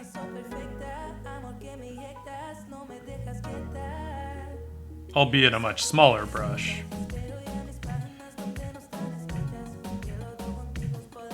And it took me a while to find a Sumi brush that was small enough to do what I wanted to do.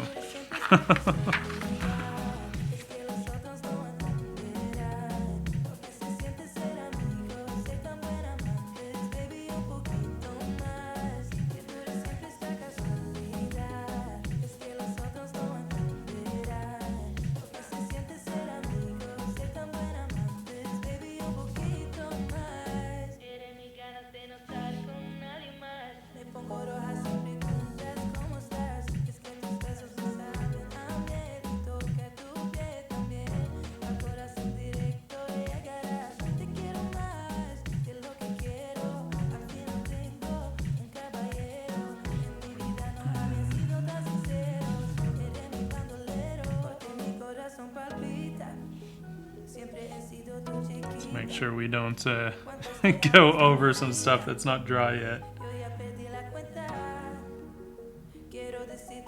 Even though I actually don't mind smudging ink. I actually quite love smudging ink. But I would rather it be on my terms and not because I fucked up. But hey, if we fuck up, we'll make it work, right? Whatever. Whatever. I'm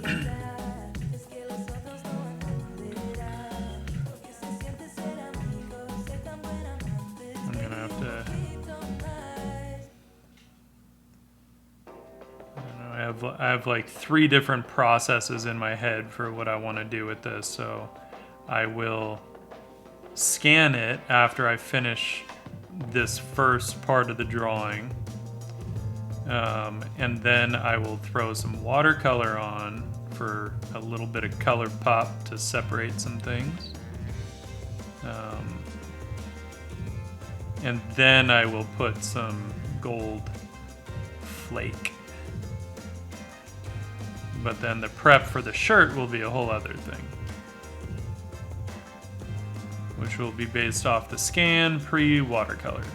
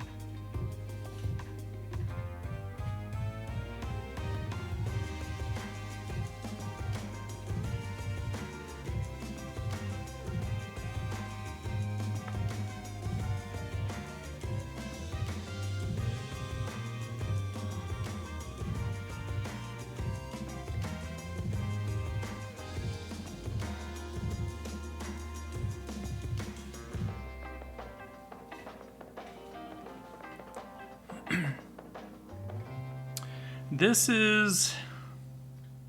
It's basically a Sumi brush. I would have to...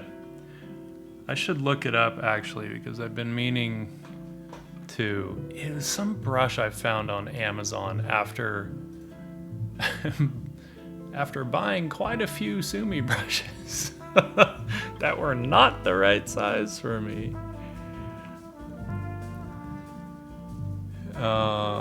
Let's see. I think, is it this guy? I say Sumi brush, but I think technically it's a Chinese calligraphy brush. Let's see if this is the right one.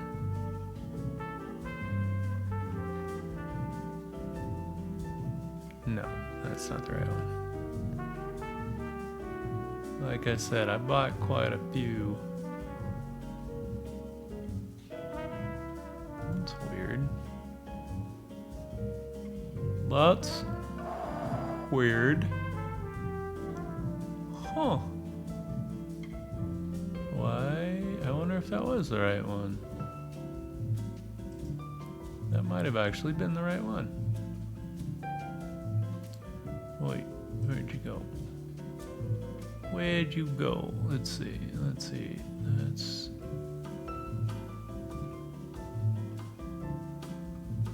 It is the right.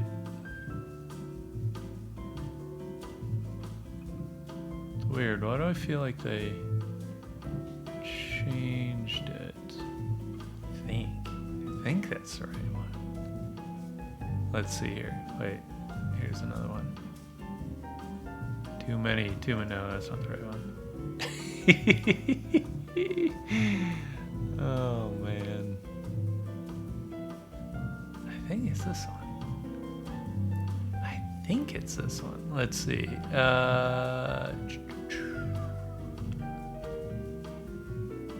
Yeah, that seems like it's the right one. I'm pretty sure.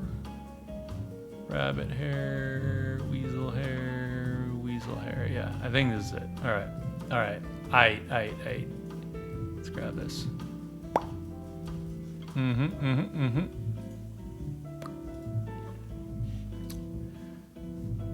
Affiliate link coming your way.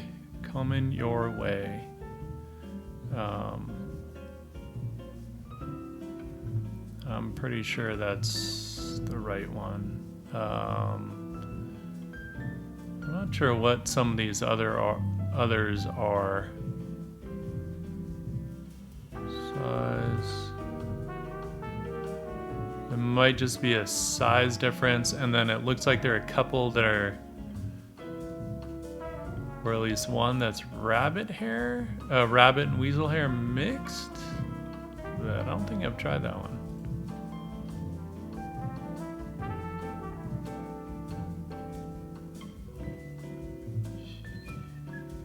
But yeah, I love this brush. It gets amazing detail.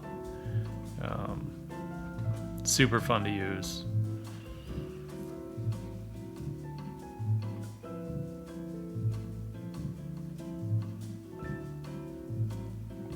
And one thing I love about the Sumi brushes and Chinese watercolor brushes is that they have they hold so much, and so it just feels like you can use them like forever. And I love using them both with ink and watercolor. Like, they're great to use with watercolor.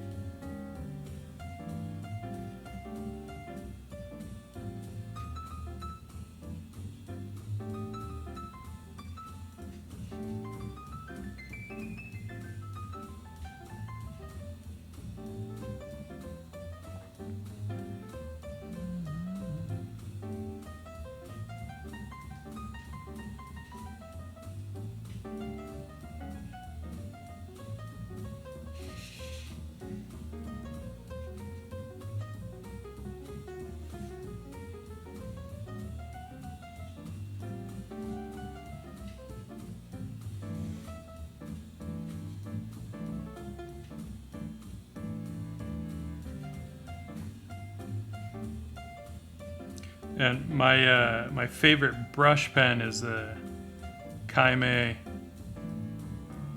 natural hair brush pen, and this is kind of the closest normal brush that I've found to that, to be able to give me the same kinds of marks.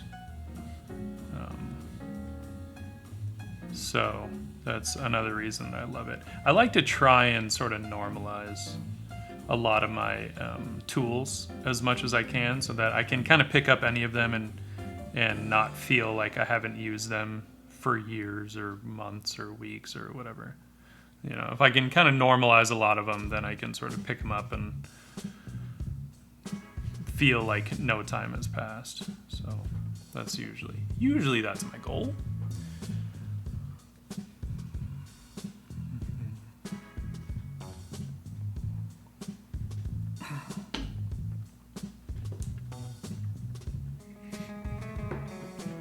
Alright, let's get into some of this wing action.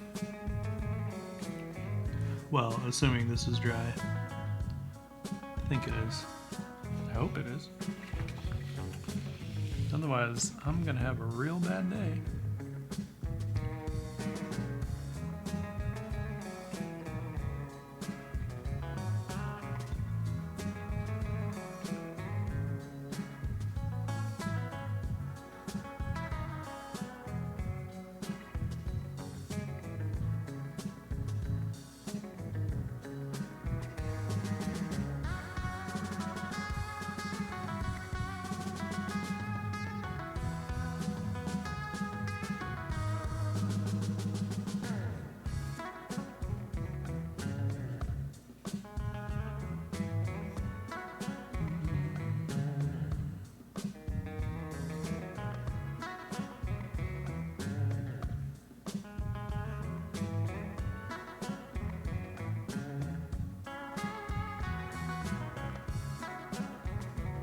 Always good to vary our brush marks a bit, right?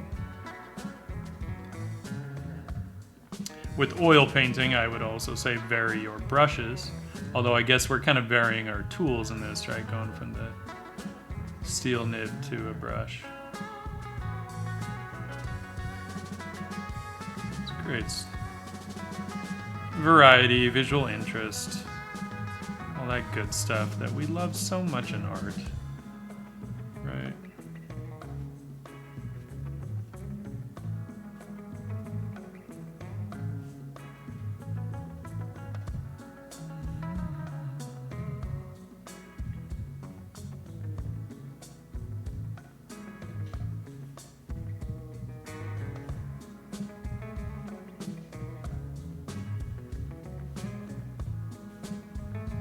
Definitely don't want to be afraid of those dry brush marks. I think that's one of the best parts of these brushes. And with these, you can also like, I don't know if I have a good surface for it. This might work.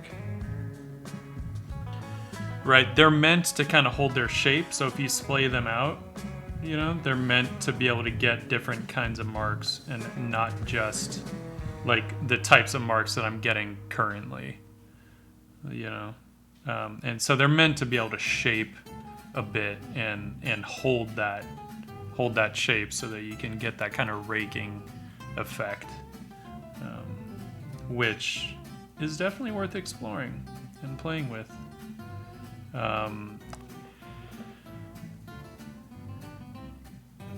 Hey, thanks. Thank you, Ben Van Leer. Well, welcome. What kind of streaming do you do, Ben?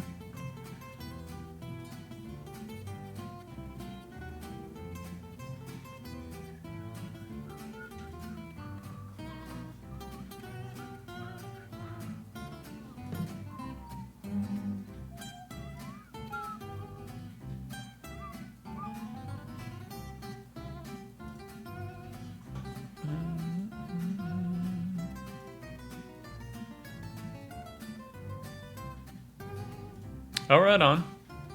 I love cooking. I would say I love gaming. I just don't have the time for it anymore. I do miss it though. Every time I try and pick up Red Dead again, I get to like chapter 2 or 3 and then I just like have too much other shit to do.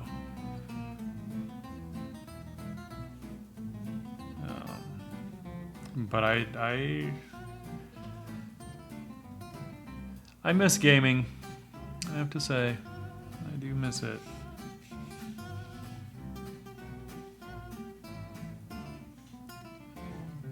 It was kind of one of those things, though, I had to sort of choose, right, where to put my time, and art won out for me, because I was like, no, I want to do art for a living, so that's what I do. That's what I do.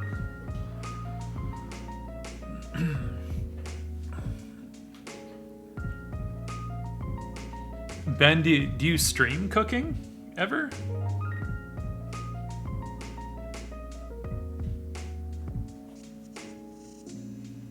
Because that would be rad. I know some people do. I haven't really watched too many cooking streams, but I do love to cook. Debating if I want to get into that stuff just yet. Maybe I will. Yeah, let's do it.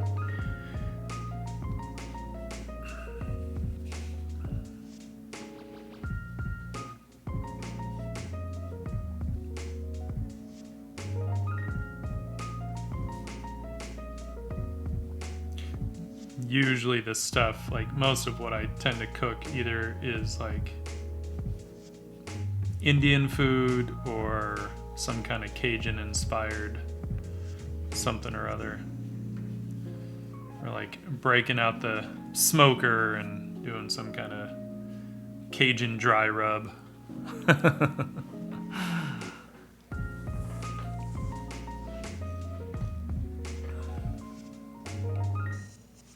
Yeah, no, that's awesome. I mean, that you can game professionally and similar, right? I do art professionally. I do like movie posters and TV posters, game covers, and things like that. So, that became my kind of professional focus.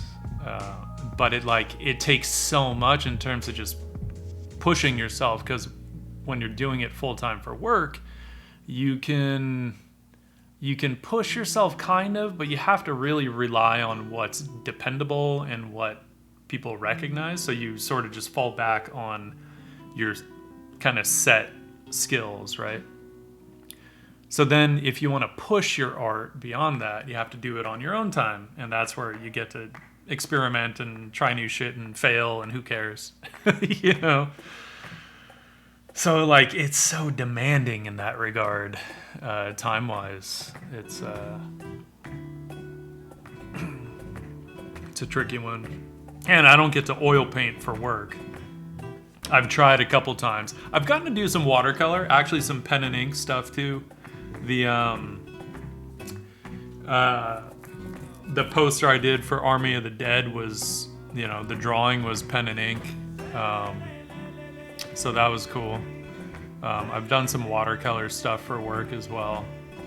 But mostly it's digital. So generally if I want to do any kind of traditional media, gotta do it on my own time. How far down are we seeing on this, by the way?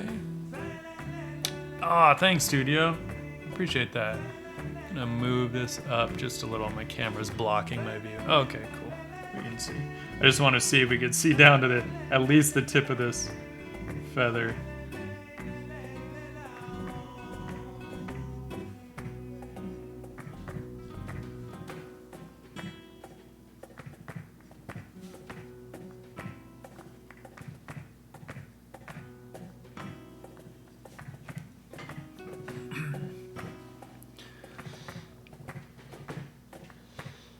Yeah, how far did you get in Red Dead, Ben? I think I've started it 3 times. Although, to be fair, the second time was because, do you remember that stupid bug that was on the PlayStation? Where if you restarted the first mission of Chapter 2, or not restarted, if you did continue from whatever save point or whatever, then John Marston would disappear from the game for like 2 chapters or something, and including his whole family. And Rockstar was like, yeah, but you can actually still play through the game. I'm like, no, you can't, because John Marston gives you some of the missions in Chapter 2. And it was either Chapter 2 or 3, and I couldn't do anything. There was nothing available for me to do. I was like, oh, okay. So I had to restart the game. I was like, that sucks. Because I was actually doing really well. And I was kind of bummed about that. It deflated me a little bit.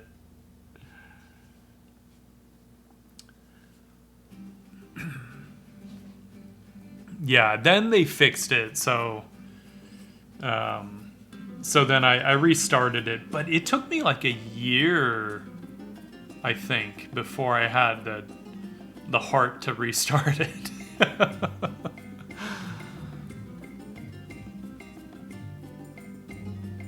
Ah, thanks, Studio. Yeah, man, how have you been? I feel like I haven't seen you in a while. Of course, I haven't been on many people's streams. Work, work, work. What can you do?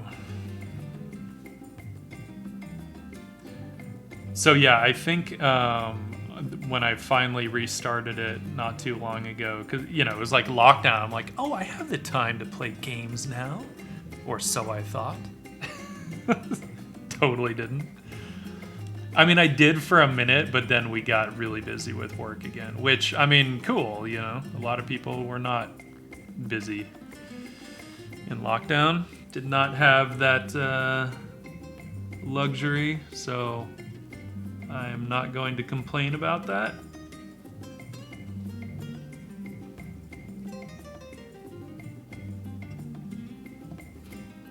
I don't know why. I never play with this texture with these brushes.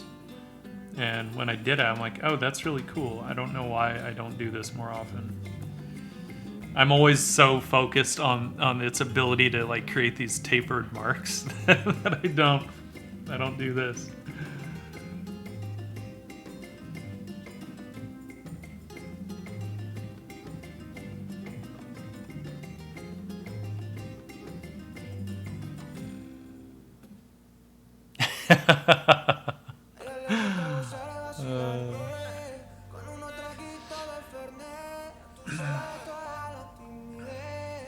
I've done a little bit of that, Thomas. A little bit of white ink on black paper, but not too much. I prefer working with shadows, although that's not entirely true because I love white ink on mid-tone paper. And Studio, I do like to dry brush actually. It just kind of depends on the ultimate look that I want, but this is kind of like dry brushing, a little bit.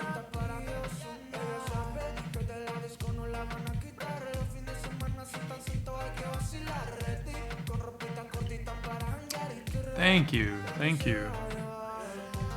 I love brushwork.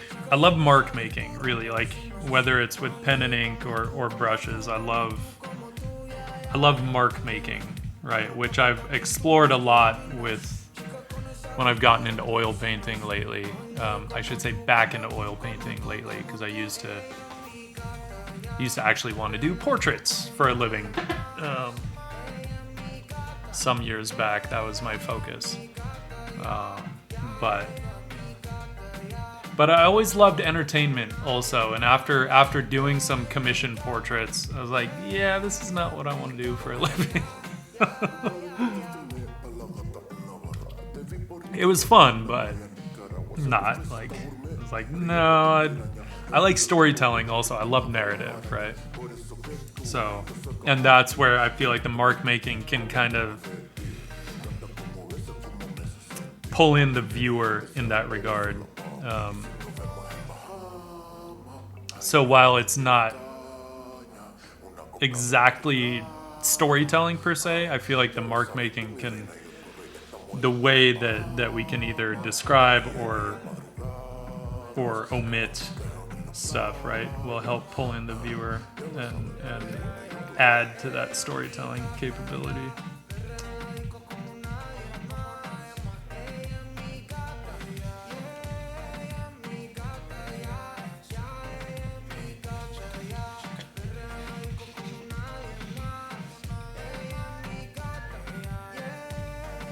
And then when you get into these like Chinese watercolor brushes or sumi brushes, they just like, I feel like they lend themselves so well to mark making. It's hard. It's, in a way, it's hard to not do something worthwhile, you know?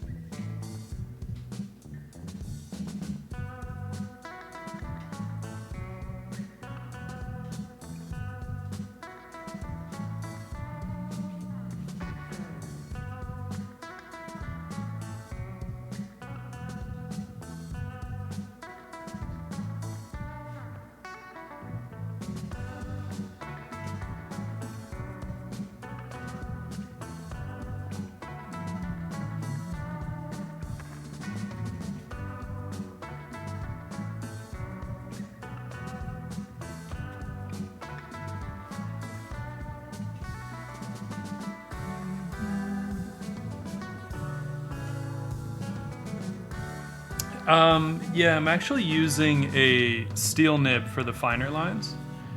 So this is a Galat 303 nib, which I love. I love this nib because it can do super fine lines as well as heavier lines. So like, if I, because I'm just gonna go over this with a brush anyway, so I can get these fine lines with this as well as like, it has a lot of flex to it, right? Which is not easy to find on steel nibs, especially these days. And even the old Galats, like I have a couple vintage versions of this exact nib, and the vintage ones have so much more flex to them. They really don't make them like they used to, but that's mostly because they're also not widely used anymore, right? So,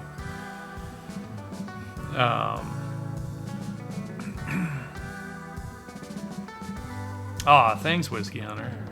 Appreciate that. Thank you. Yeah, so because nibs are not as widely used anymore, they don't put the, I don't know if it's not the craftsmanship. It probably is, because I imagine they're all machine made now, and they used to probably there were a lot more handmade nibs back in the day. But even with that in mind, the current Galat 303s, they're awesome, and they're like less than $1 a piece. I think they're less than $1 a piece. They're cheap. Let me just put it that way. They're cheap. Super affordable. Thank you for that, Hydrate. I appreciate that, Vicky. Thank you.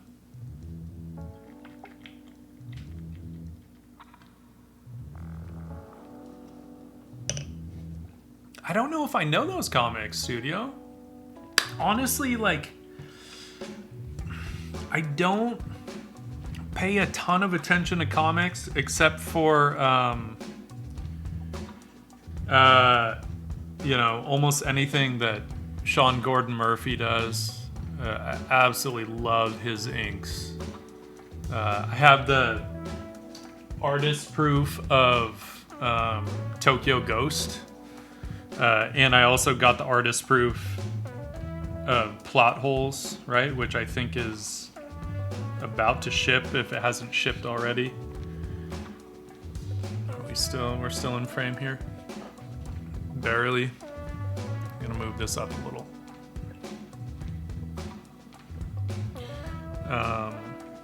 But otherwise, ink-wise, I mean, Frazetta, obviously, love his inks. And then even like his inspirations, Hal Foster. Absolutely love Hal Foster's inks. His Prince Valiant comics were phenomenal.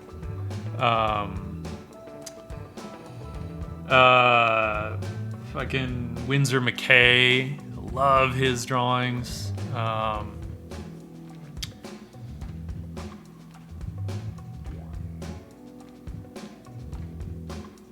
got some Tokyo Ghost issue 1. Yeah. Maybe? It is the black and white, yeah. Yeah, it's the full size, 11 by 17. Yeah, it's so good, right? Just his inks. It's fucking phenomenal. That guy's amazing. I'm trying to think of who else. I'm hugely inspired by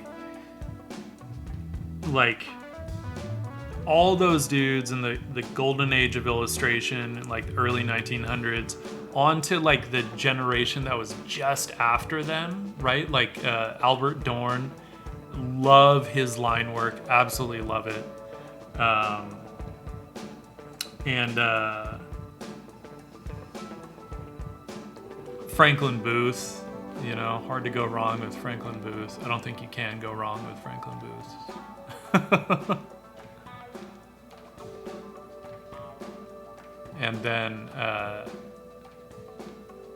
And then, I mean, fucking Sergio Topi, right? Amazing ink work. That guy was fucking baller. Baller and a half. So good. Jeffrey Catherine Jones. Whew. So good. No, you didn't, Paradox. I don't believe you.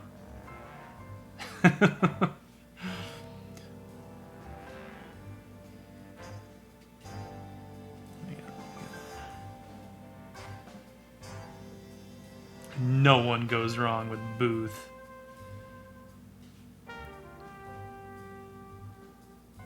Unless it's John Wilkes Booth, and then maybe.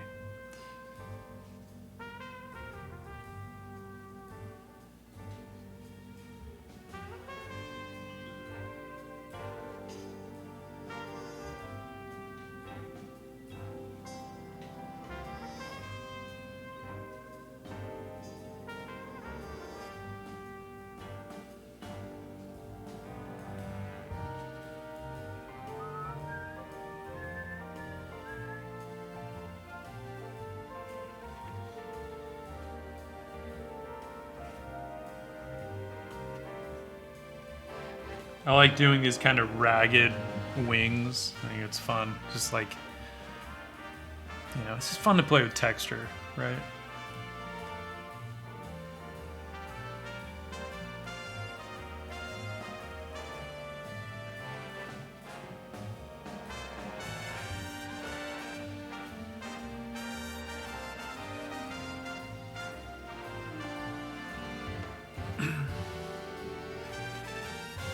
Oh, Tokyo Ghost was so good.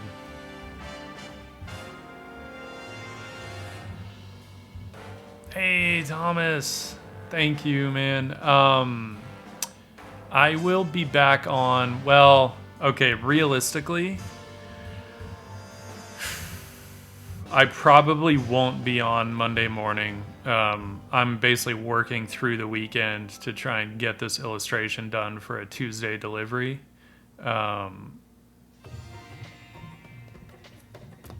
So my guess is I'm gonna jump right into it Monday morning. I'm hoping, maybe, we'll see. If I can get it done by end of day Monday, I might do a Monday night stream. Sorry, Autumn. But we'll see. If not, then I will be back on Wednesday morning. So, Thomas, are you on the Discord? Are you on Discord? Do you do Discord? Do you Discord? Do you even Discord, bro? Oh, I'm sorry, Cosmonaut. I should do that. I've seen people with those. And I wonder how it would work.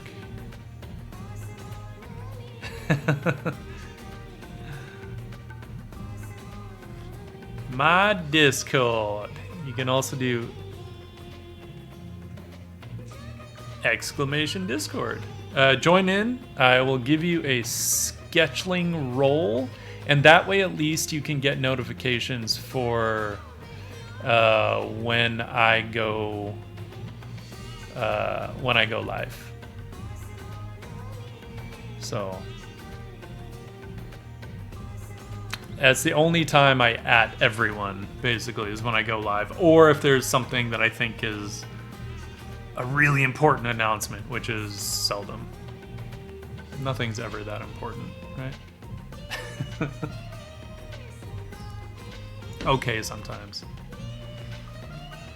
Last sip of scotch is important. And sad. Sad day. Sad day. There you are. There you are, buddy. I see you. You are now a sketchling and are free to move about the terminal.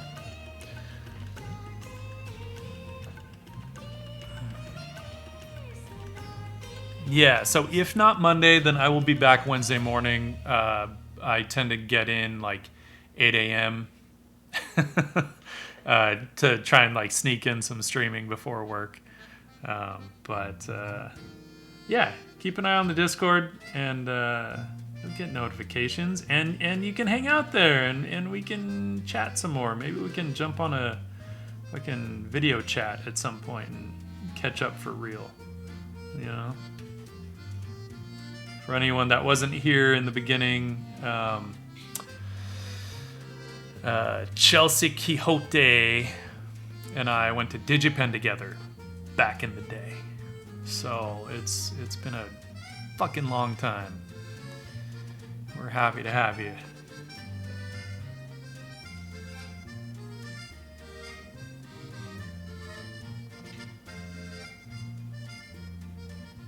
And I say a fucking long time because we were at DigiPen from 2000 to 2002. A long time ago. We was just babies back then.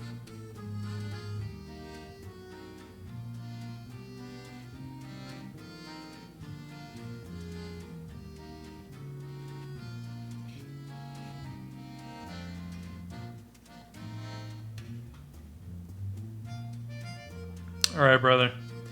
We will talk to you soon.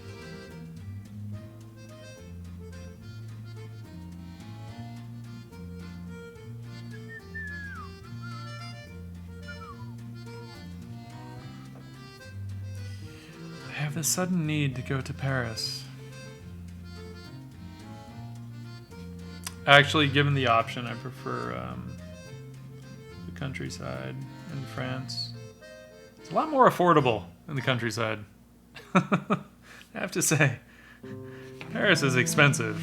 Coming from LA, that's saying something.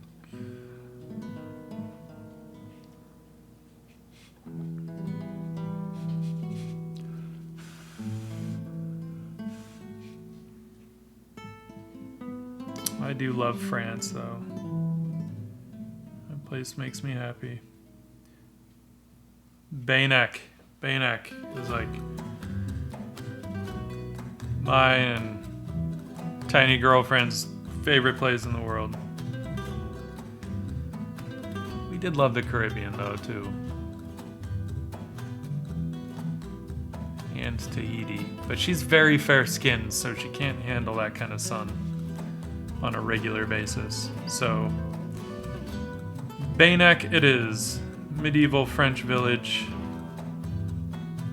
on the Dordogne River.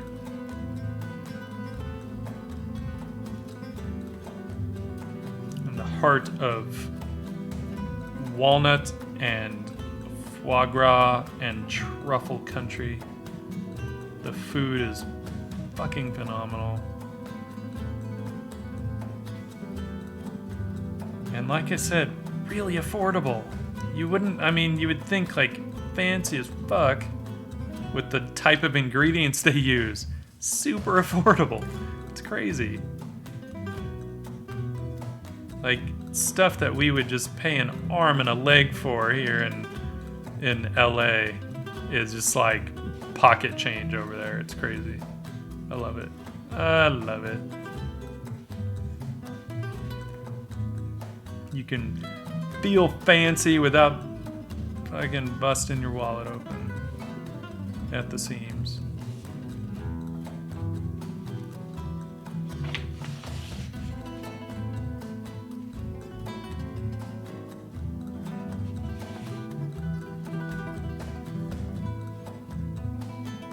I should probably turn this to try and get those same marks.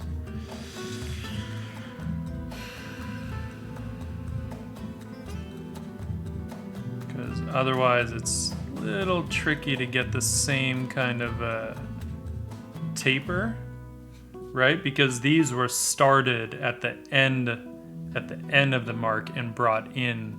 It's a different kind of mark when you start wide and end at the taper. It's always something to keep in mind. Shit. All right.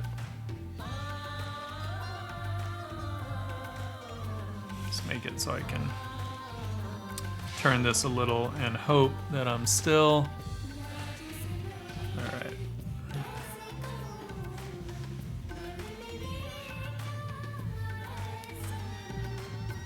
do. Wow, that's really trying to straighten this out for y'all. Make sure we're focused. Focus.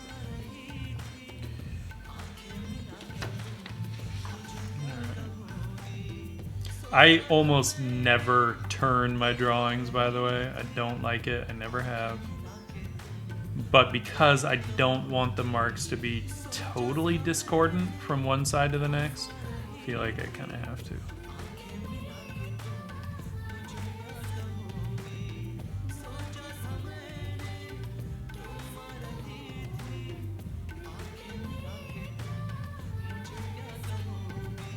I know some people like live and die by turning their sketchbooks and shit. I've never been a fan.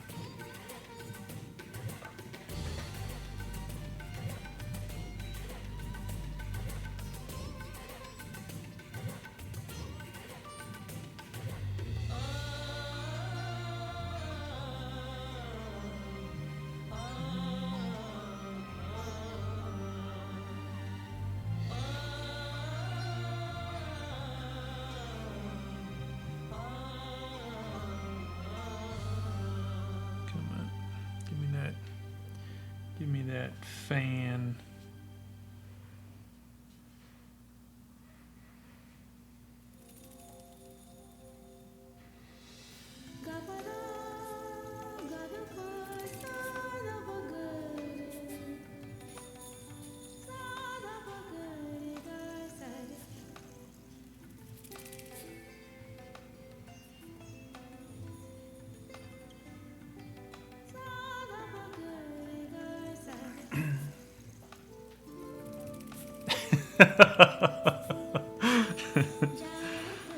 By the way, if you guys want to see some amazing use of brush pen, yo, Blind Dad does. Welcome and thank you. And yes, it's a pleasure to meet you. If you want to see some amazing use of brush pen, and it's the weirdest little thing in a way, but kind of not.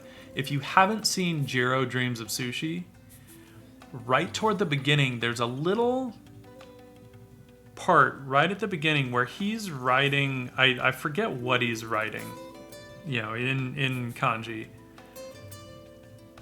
And when I saw that, it fucking blew my mind. His mark making, I think it's just like if I remember correct, it's like a standard like Pentel pocket brush pen or something.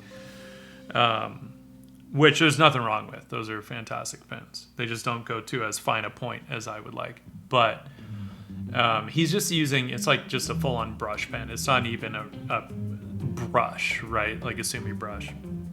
And his mark making was so beautiful. The line quality, if you can call it that, on those kinds of marks, that's where I sort of differentiate between line quality and mark making. Kind of the same, but kind of different. It is so amazing, and when I saw that, it was like something kind of clicked as far as how to use a brush pen. And it's just this little scene that they kind of throw in. You know, obviously the movie is about sushi, but I feel like if you're an artist, you're an artist, right?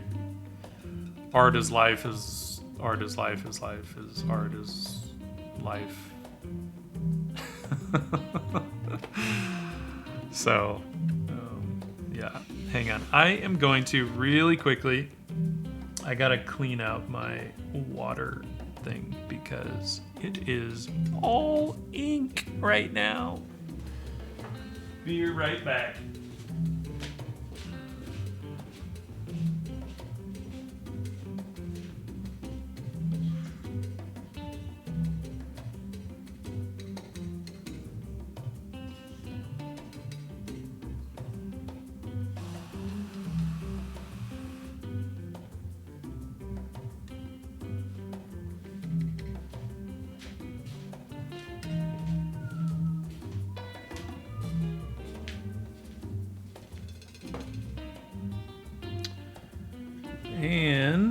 let's do, so this, I'm using platinum carbon ink right now. It's a fountain pen ink, but it's waterproof on paper, which is great. And it comes with this little reservoir, which sometimes you just need to fill up, and you just do that literally by turning it upside down, turning it right side up again, and then you get ink in the little reservoir. What's nice about that is it keeps you from like over dipping your pen most of the time. So I love this ink just because it has such nice flow to it. It's what I also use in my fountain pens, right? In my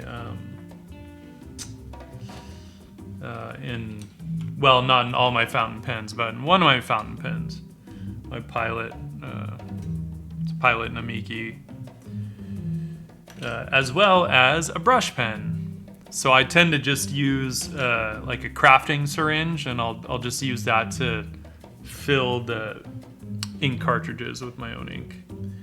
My own ink of choice, whatever that might be. Because I also love the diamine fountain pen inks. Now I feel like I might be able to turn this back, but we'll see.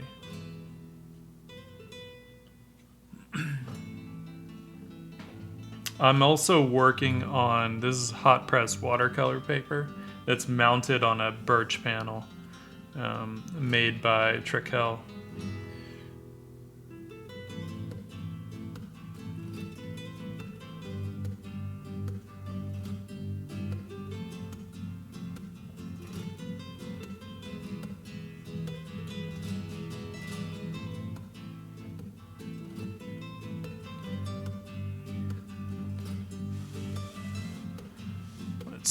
Let's see if we can turn this back and get these marks here.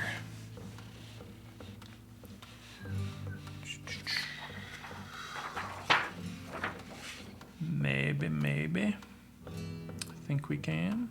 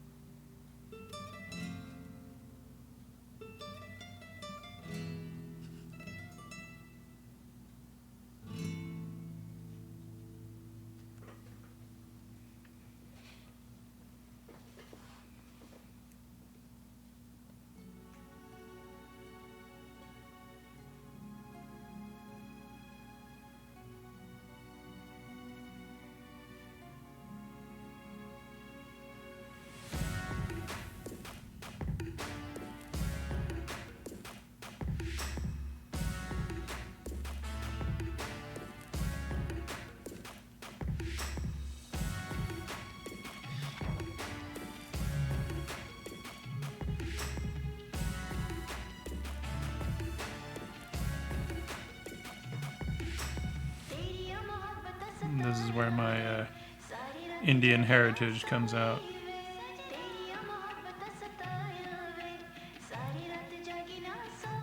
Half Indian heritage, at least.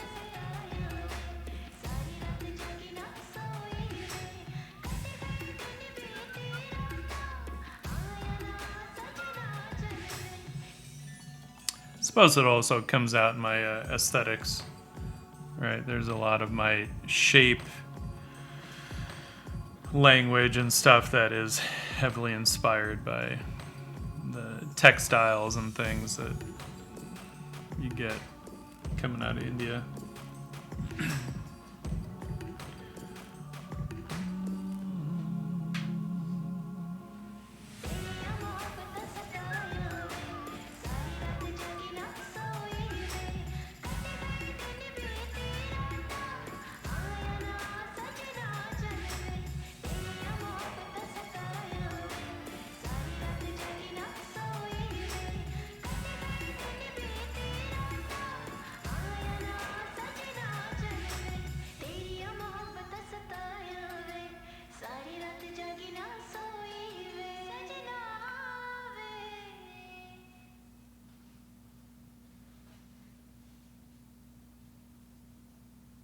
I don't need it to be symmetrical per se. I mean, meaning I don't need it to be mirrored, right? But I do want it to be at least balanced weight-wise. I don't need it to be perfect, but I feel like if it's too far off, then it will kind of get distracting.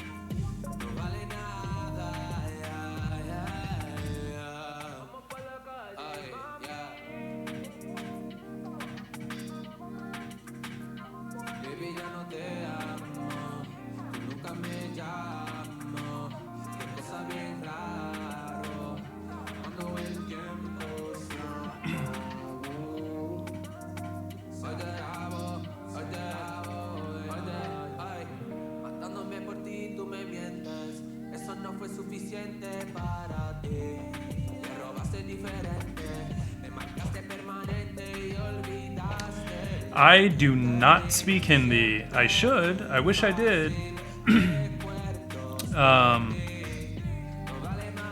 What happened was,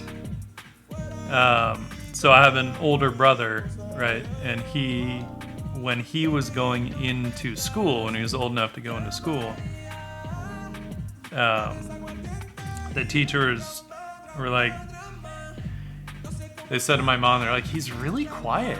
He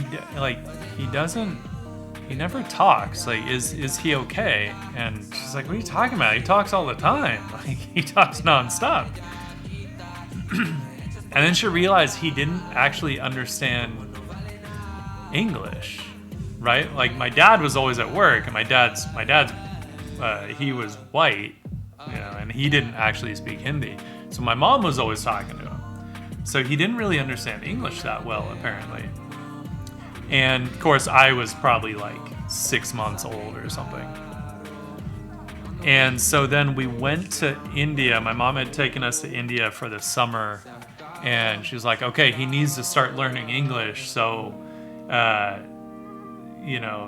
we need to speak to him in English.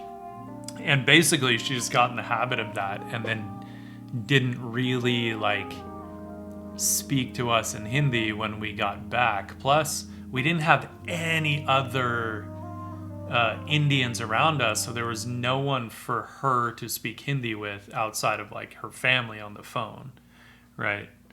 So yeah, we just didn't really end up learning it.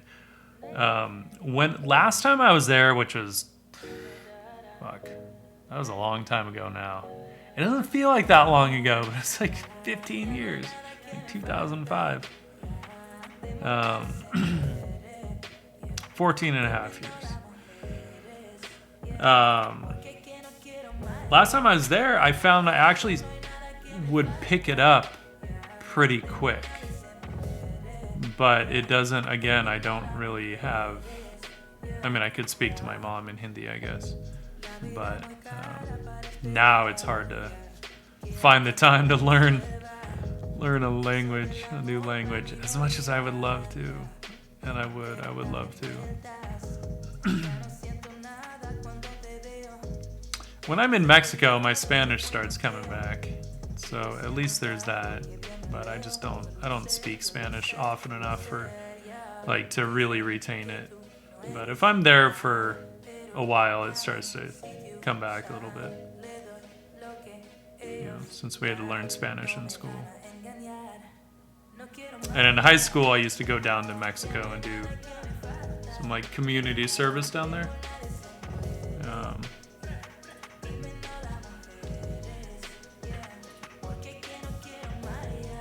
Had gone and like built a little schoolhouse for the kids in Rosarito, and did like also a storage facility for this guy who was trying to wanted to keep the traditions of like the sweat lodge and stuff alive, but he didn't have anywhere to like kind of store his stuff, so we had built a little facility for him to do that.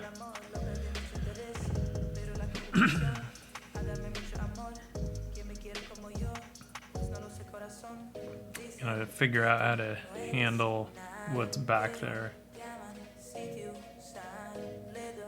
and I'm not sure.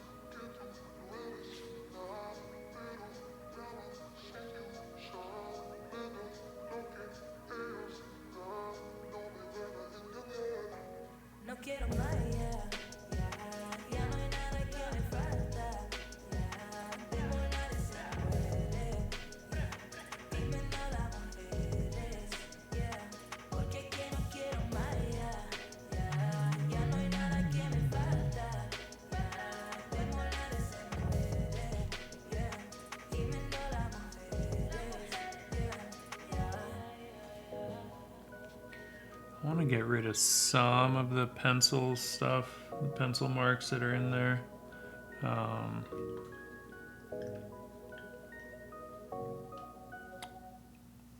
Because sometimes that'll make it feel like it has a little more going on than it really does, and it's good to get rid of some of that stuff at a certain point to see what it is we're working with, you know.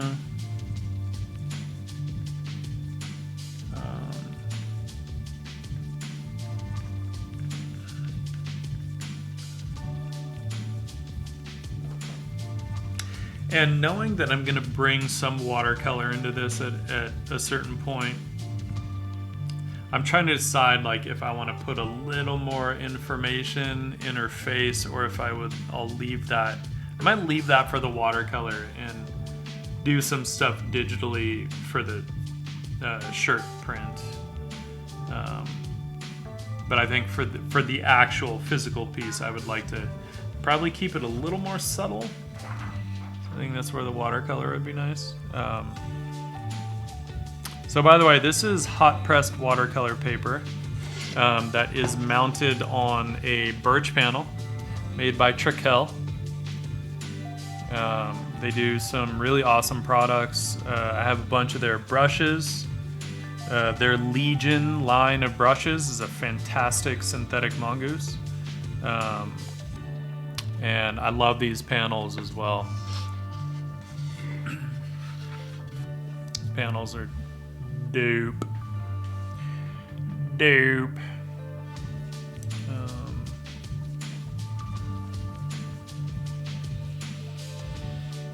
we'll bring back a little bit of pen here. There's not that much left, but there's enough that I know I wouldn't really be able to finish it today on stream, which kind of sucks, but let's see how far we can get without rushing. At least maybe we can get line work over the whole thing, even if we can't quite like fully finish it, you know.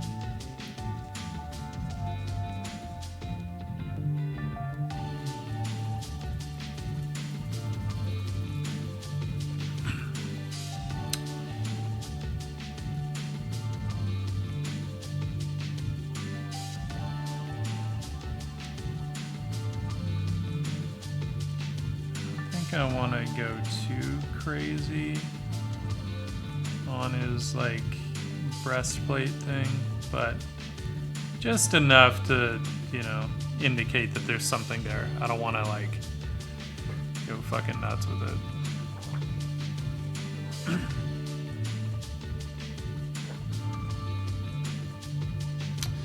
This is not owned already, because this is the first anyone is seeing of it. I had done thumbnails and stuff on stream, but hadn't really talked about what the final image was going to be. It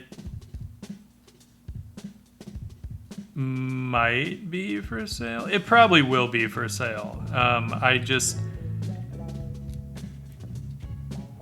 I'm hesitant sometimes to say what the sale price would be before I'm actually done, right? Because again, I need to get some, I don't know, either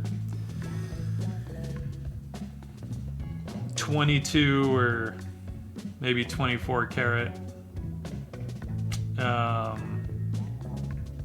either gold flake or gold leaf.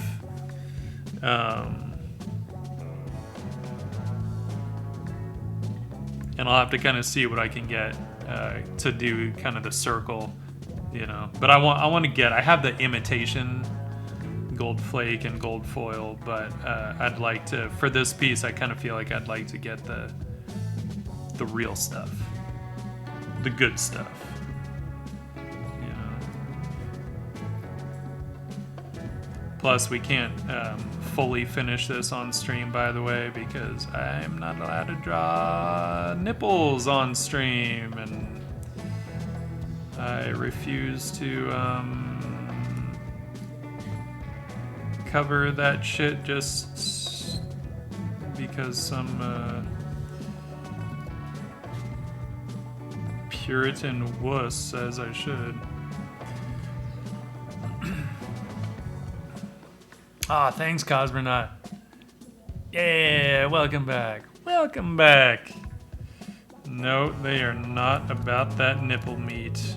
And they don't know what they're missing.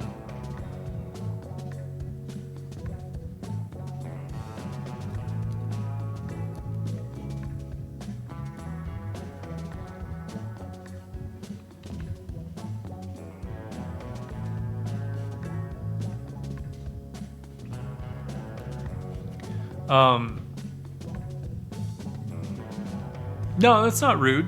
I feel like when all is said and done, this piece would probably... Sometimes it's hard for me to say before I've finished it because I don't know how much time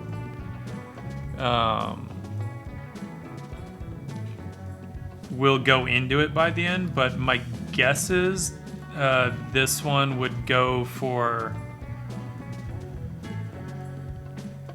How far are we in? About 3 hours in right now. Considering how much would be involved in finishing out, my guess is somewhere around 600 to 700 for this piece, because this is 12 by 16. The piece, the board that it's on, it's 12 by 16 inch, and then you know, and then we'll have the actual gold for the circle, so taking materials into account and stuff.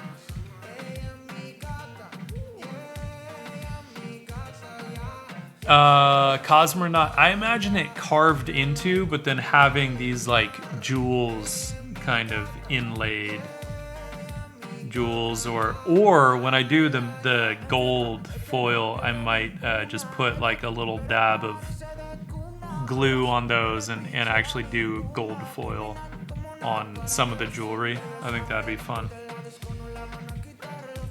It's fun detail stuff to play with.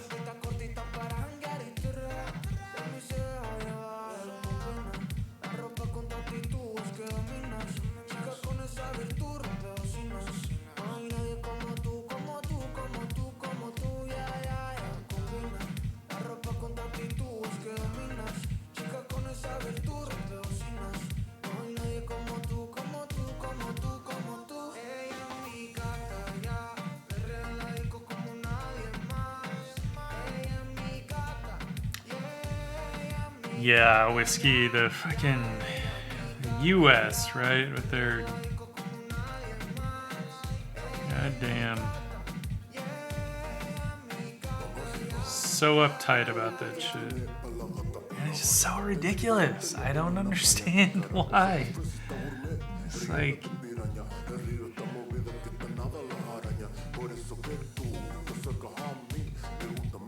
I was hearing another streamer today talking about, because I don't follow the Olympics. I think the Olympic Committee is just full of shit. And I don't like to support them, even though I think the athletes are amazing. But I was hearing about that whole thing where some women's was it the handball or racquetball team or something got fined because they weren't wearing the proper attire. And it was like, in the rules, it basically says that they have to be wearing bikini bottoms. And they were like wearing like tight spandex shorts. And so, of course, now every shit's hitting the fan, I guess, and people are up in arms, as they should be, because what fucking old man wrote that rule that the women have to be wearing bikini bottoms? Like, what the fuck? That is so ridiculous. But that just seems like such a US thing to me.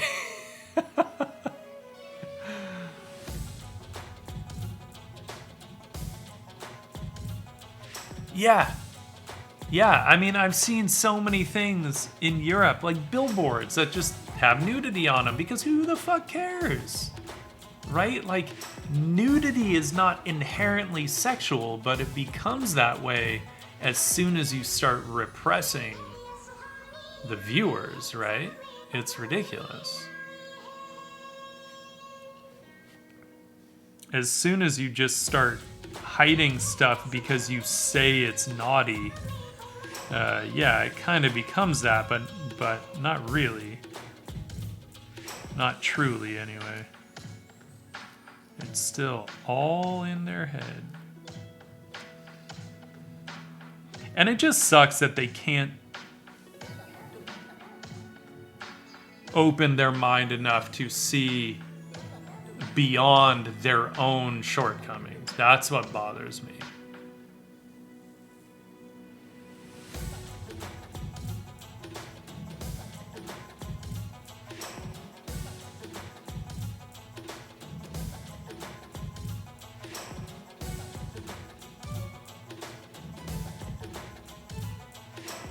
Yeah. No, totally. But, I mean, consider that Twitch specifically calls out that, I think, even in art, that male nipples are okay, but female nipples are not. And when we're talking about art, it's literally, if I were to draw an ellipse, I could get banned for that fucking ellipse. It's ridiculous, even though there is no sexual content here, you know? It's not like Picardo where, you know, we could fucking stream drawing porn if we wanted to, you know? And that's where it's like, it's only sexual if you make it that way, if you allow it to be that. If you allow it to be, like, kind of simplified that much. Not even simplified, actually. I feel like that's complicating it, right? Most of us are naked at some point during the day. It's a pretty natural state of being. And it is just, it's pretty ridiculous.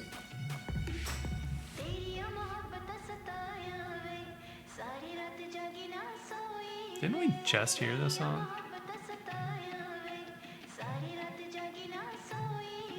Yeah, I don't venture out in Picardo too much. I will sometimes, but, you know, more than anything, you know, I don't care if someone streams furry porn and stuff. Like, they need an outlet for that stuff too. I'm mostly just picky about the quality of art. That's all I care about. I don't care what they're streaming. You know, I've seen a couple people on Picardo that were pretty damn good. And they were just doing full-on furry porn. That's cool. That's cool.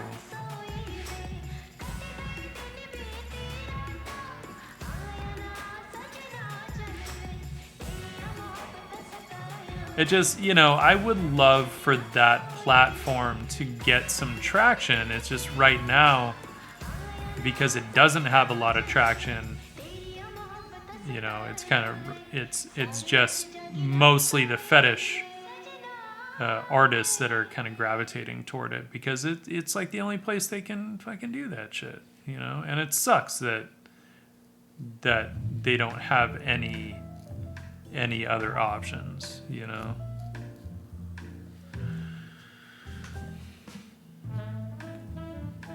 It takes all kinds in this world. All kinds.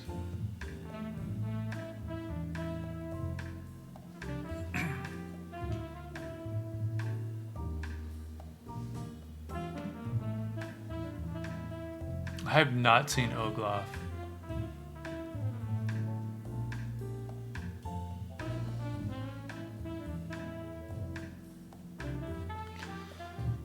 I agree, Whiskey Hunter. And that's the thing. It's like, look, if people don't want to watch something, they don't have to watch something. And I don't understand that on Instagram either. You know, I don't catch a lot of shit on Instagram, thankfully. But, you know, I have before. And it just doesn't make sense to me. Like, hey, if you see something and you don't like it, I don't understand the need to say it. As though that's somehow going to change what an artist chooses to draw and paint, you know? Or the people that have, like, voiced that I posted something that they didn't like, and so they're going to unfollow me now. I'm like, cool, bye. Thanks for telling me. I don't care. A couple times I've beat them to the punch where they left that comment and then I blocked them instead before they could unfollow, and that was kind of funny.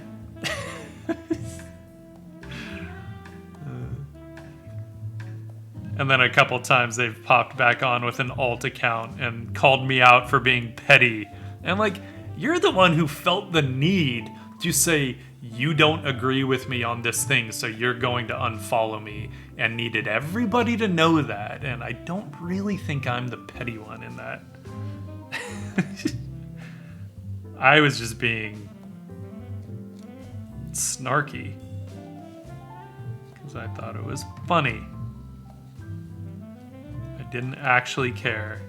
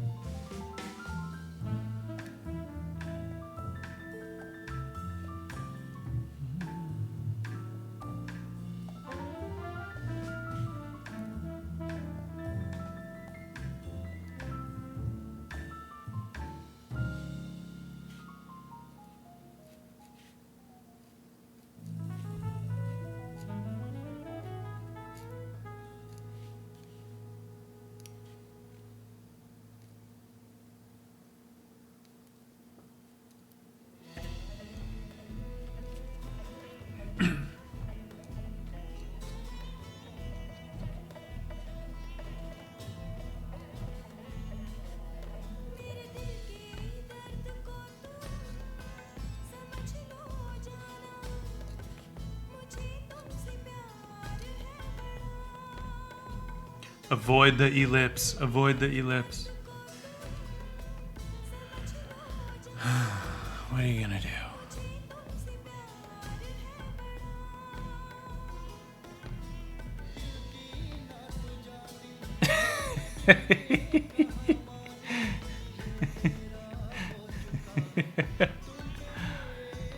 Oh my god, right?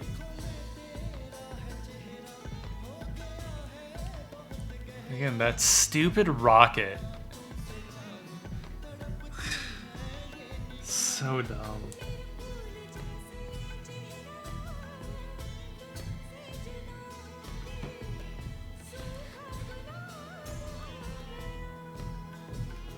You know, and it's one of those things where it's like you can't pretend that that wasn't intentionally designed to look like a dick, you know? A dumb rocket. Like, you don't accidentally make it look that way. Not with how much design goes into that shit. He probably thought like, oh, maybe people think it's funny. Hello, Hugzolotl.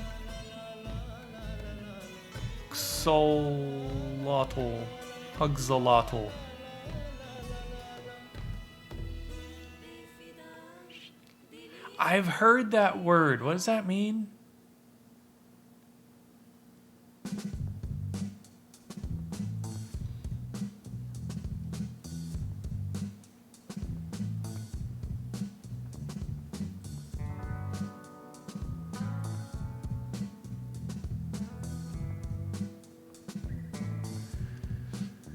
Oh boy. Who wants to become famous? Anyone want to become famous? No? No one wants to become famous?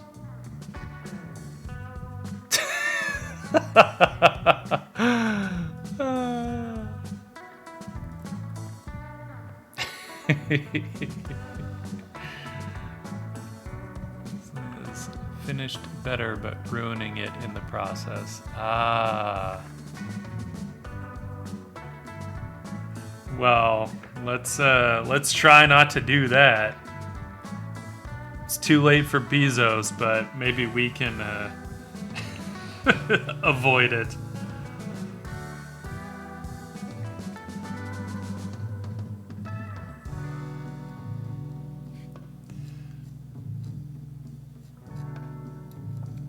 Do you remember when Elon Musk wanted to call the Tesla 3, he wanted it to be the Tesla E, so that they would have the Tesla S, the E, and the X. And people were just like, oh my god, he's such a child. You know? So he did the Tesla 3 instead of the E, because the shareholders wouldn't let him call it the E. And then Bezos just goes and full-on designs a dick rocket. Freaking idiot. Oh my god. Oh my god. This is what billionaires do with their money. This is what they do.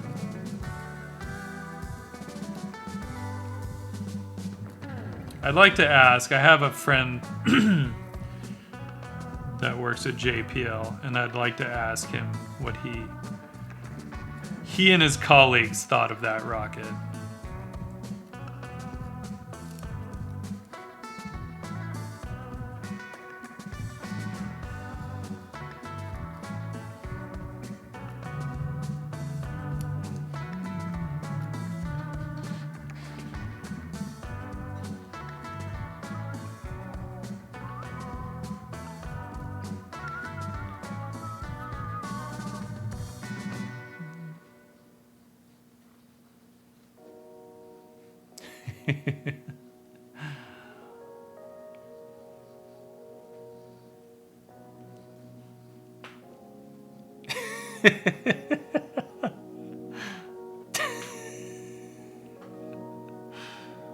Wait, what? Does that open the trunk?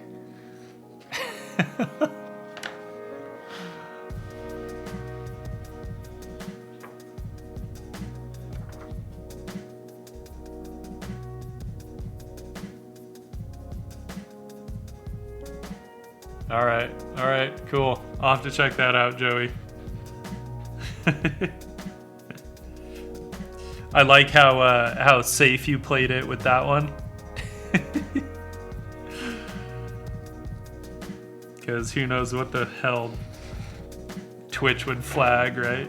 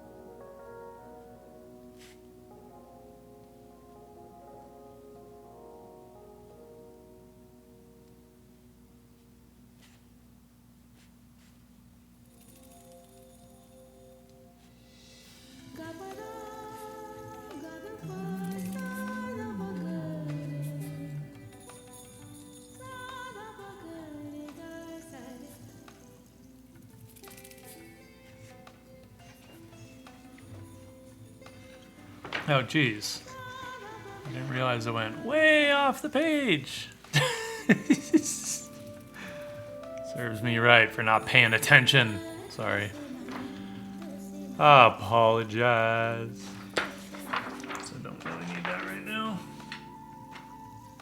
Put that over here.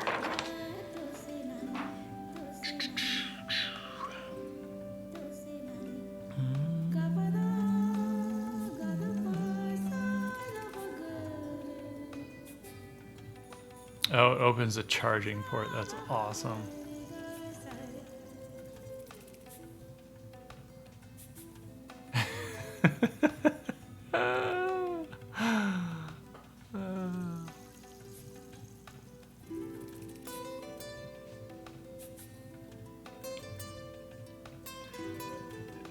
No, I think Cosmonaut, you have to do Bezos riding the dick rocket. Doing a pinup of a lady riding it just makes it too sexy, and that's not what it is.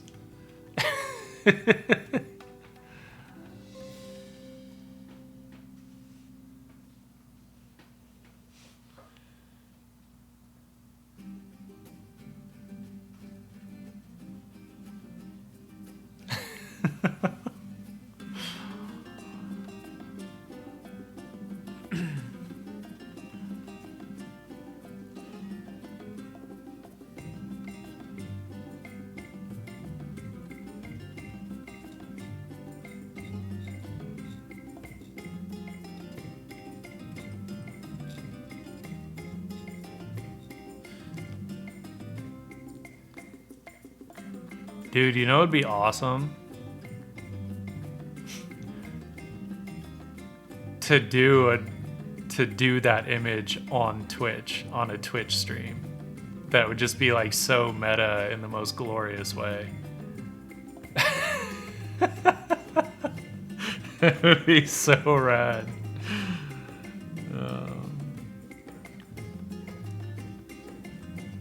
I'm kind of considering that now.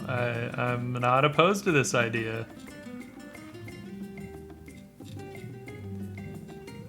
But I feel like I'd have to be kind of careful with that because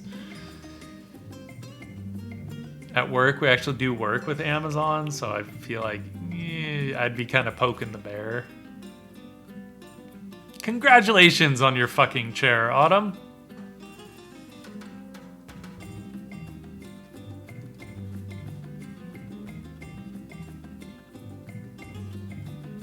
It's not one of those suspended from the ceiling, right? And just do camera off.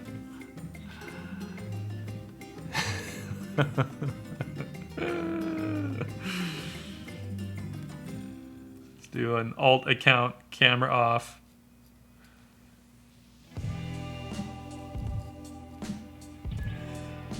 And then stream on Twitch a pinup of Bezos riding the dick rocket.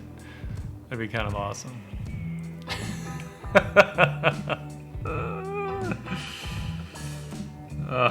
I'd be here for it. I would be here for it.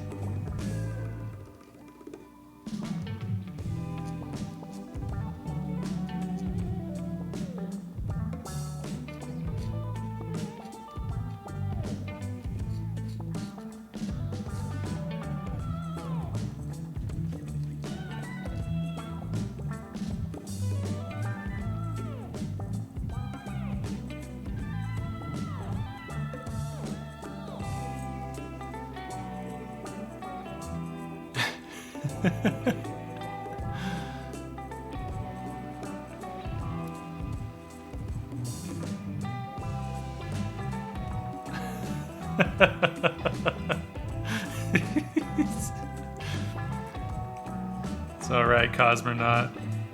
Where we're going, we don't need pants.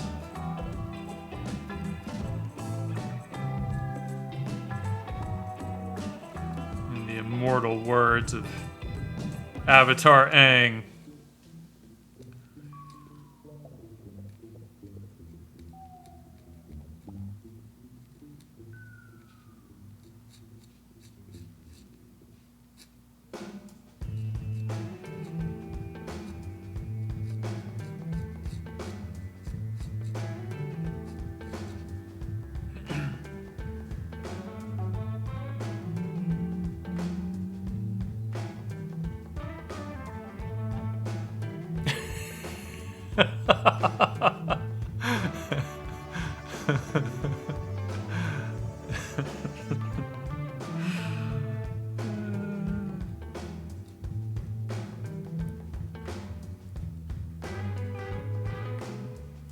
Don't waste good whiskey.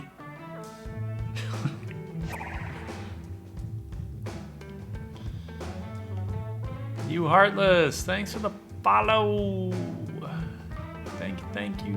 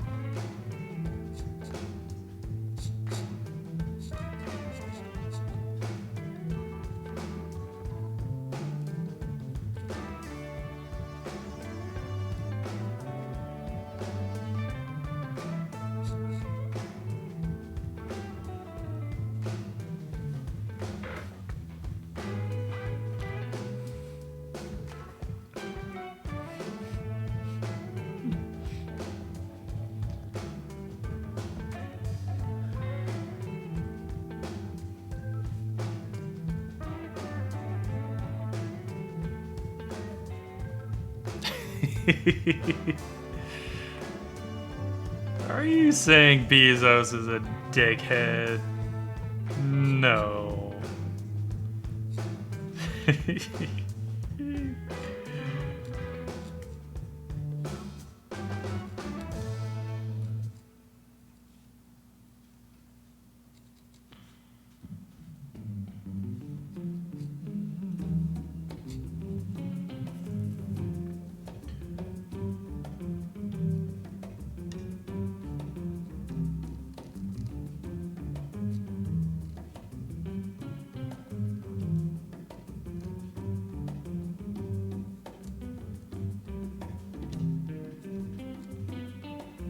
Might bring this out a little bit more.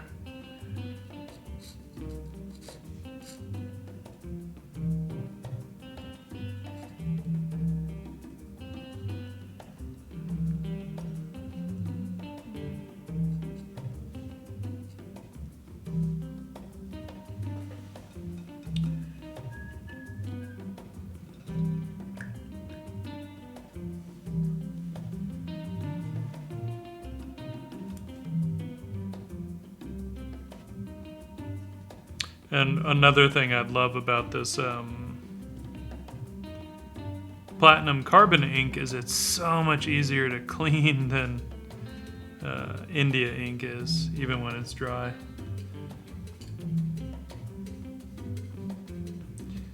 India ink can be kind of gnarly sometimes.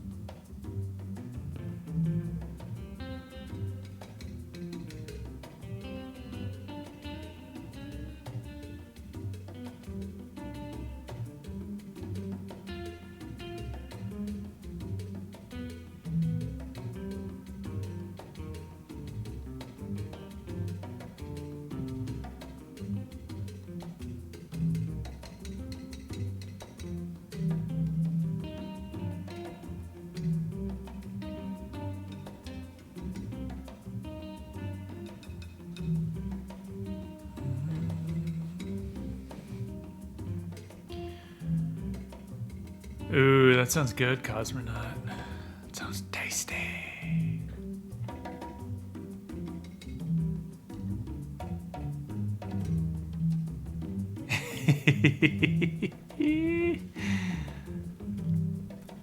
Garrison Brothers Small Batch. I don't know if I've had that.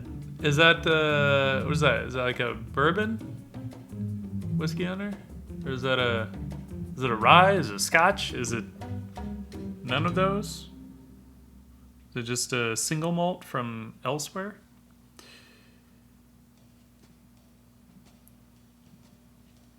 I have a good single malt from, it's actually a rather peated single malt from Okinawa that's delicious.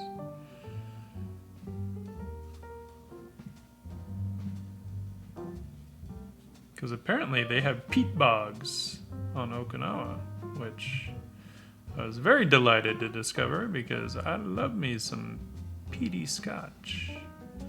And so getting the chance to have like a peated whiskey from somewhere else, I think there's one that comes out of in Tasmania or some shit. Apparently they have peat bogs over there too. I'm like, damn, I'm gonna have to try that.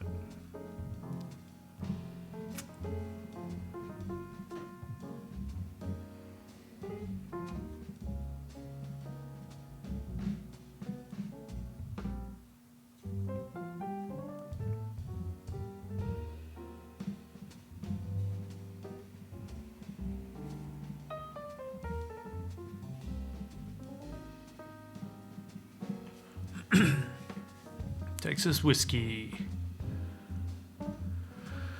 Nice. I love rye though. I'm a big rye fan.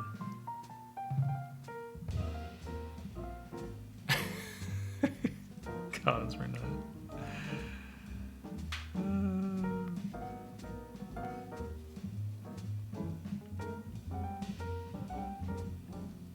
So what is this? What's your Texas whiskey made from?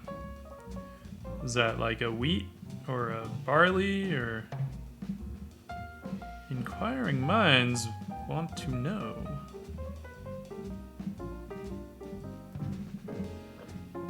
I like bourbon, but because of the corn content, it gets a little sweet for my taste. I still like it, obviously. Like, good bourbon is good bourbon, and I ain't gonna complain, but given my druthers, I will go for a Scotch or a rye over a bourbon. Love the spiciness of a good rye. Stuff makes me happy. Am I off the? I'm almost off the. I keep forgetting I'm zoomed in a bit more. Let's even this out. I want to do like kind of a broken thing there. I think that's fun. Maybe we should do one of those over here so it doesn't feel totally weird. That's really weird. There. That's all it takes. Stevon1212, thanks for the follow and welcome. Interesting, a rice whiskey, huh? I feel like I've had a rice whiskey once, but I don't remember it too much. Okay, so it's basically a bourbon, right? Because now to be called bourbon, it just needs to be like at least 51% corn alcohol. It doesn't actually have to come from Kentucky anymore. We can thank Bush Jr. for that one. Which I actually don't mind. I don't mind that.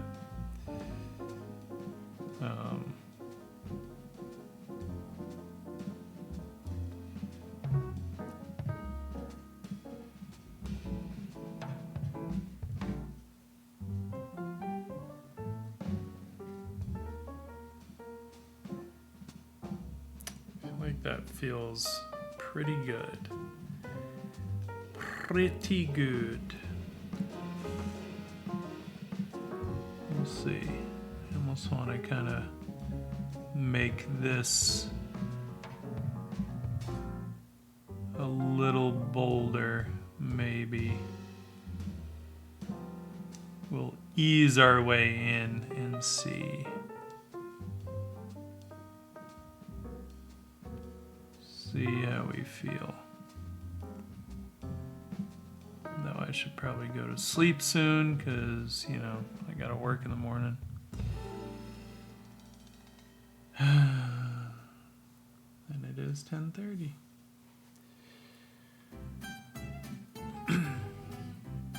Nice.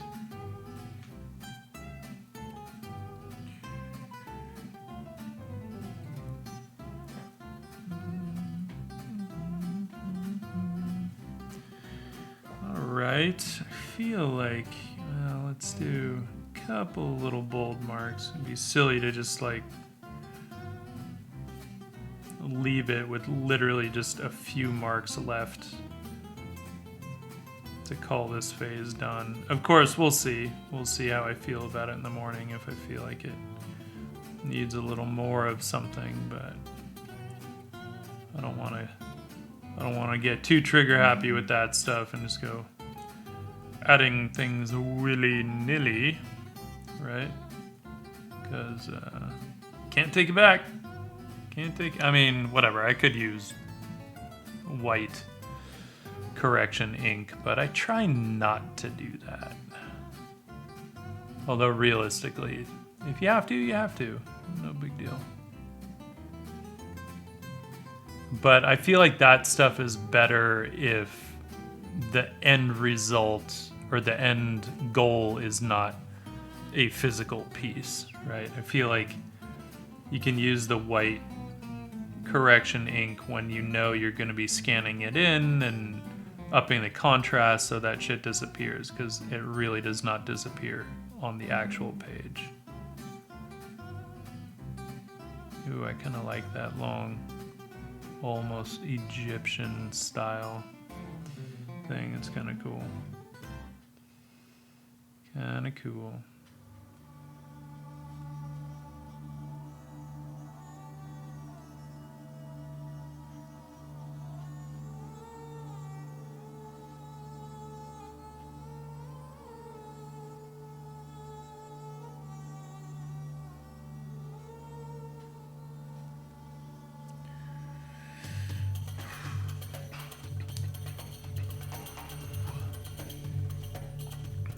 Leave it for now. I'm going to leave it, except for maybe her nails. Kind of want her to have dark nails. We will goth her out here, because why not? I mean, she's summoning a guardian demon after all. If she ain't goth, I don't know who is. Pagan goth. Let's call her that. She's like a pagan goth. That's kind of funny, huh? It was good timing.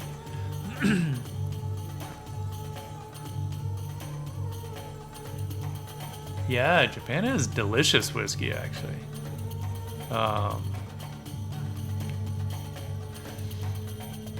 That's kind of fun, Whiskey Hunter. I'll have to check out some, specifically some Texas whiskeys. Yeah, Japan has amazing whiskey.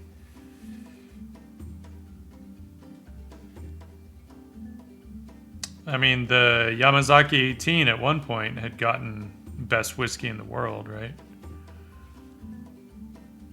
And then the price for it literally doubled overnight. It is delicious stuff, but I don't know if it's worth $500 a bottle.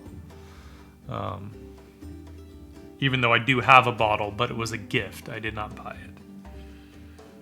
They asked me, like, okay, what kind of whiskey do you want? Anything in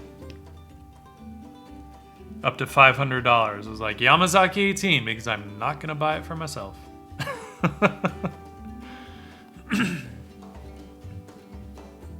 Neo-pagan. Yeah, that is true. She is a little more toward Kali. Especially with the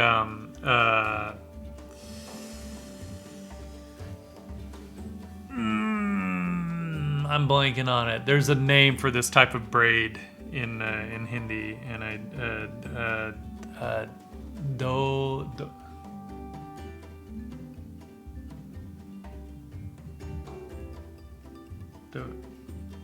starts with a D, I think. A DH, like an aspirated D, and I don't remember what it is.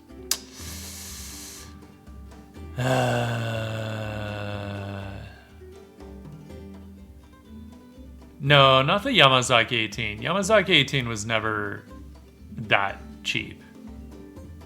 Not for an 18 year. You're never gonna get 18 year for $60. But it was reasonable. It was like legit reasonable. For what it was and how good it is. And then it was the Whiskey Bible guy that I feel like sometimes he's just really fucking random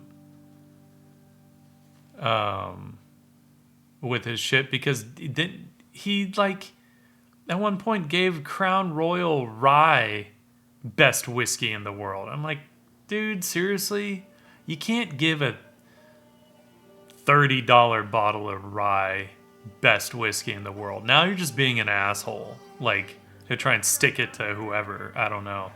And, you know, I had a bottle of that stuff, and it's fine, but there's a lot of other whiskeys that are way the fuck better, even without getting, like, way up in the price point, right? Like, Crown Royal's fine. It is what it is, you know? And maybe it's the best whiskey within $30.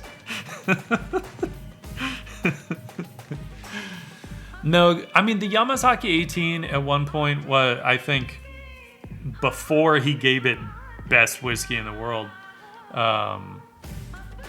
I want to say you could get it for like around, it was like $150 or $200 a bottle, and then literally overnight it shot up to like $500, which just kind of sucks, right? For people who used to get it because it was a little more affordable, all of a sudden it's just like, it's a whole other price point, and you just got to be like, fuck it, okay, I can't have that one anymore. Oh well. But that's also where you have to kind of be aware of the price game with whiskey, right? Like I have that Glendronach 15-year that's finished in the tawny port barrels, but it was limited edition, right? So I got it, and it was like $75 for a bottle. Delicious. I love that stuff. But because it's limited edition, now if you want a bottle of it, it's like $250 for a bottle. And I'm like, I'm not gonna pay $250 for something I got for $75, which is too bad because I really like that stuff. Our Redbreast single pot still Irish whiskey, aged nice. I have not actually had any of the old Irish whiskeys. Again, similar to bourbon, they tend to be a little on the sweet side for me. I don't love the sweet whiskeys as much. But, you know, but I wouldn't turn them down either.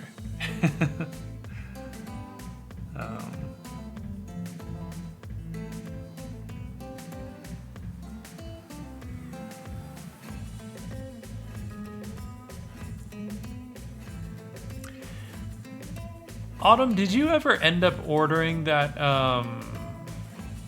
fountain pen? I thought you did order it. I wasn't sure if that had arrived yet. From nibs.com. I thought you had ordered it, but I don't know. Maybe you didn't.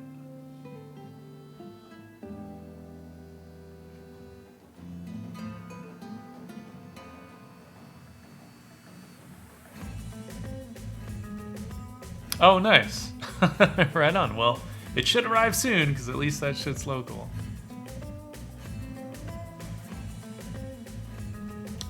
Okay. Once shifted over 200 years old Glenlivet. I'm assuming you meant Glenlivet.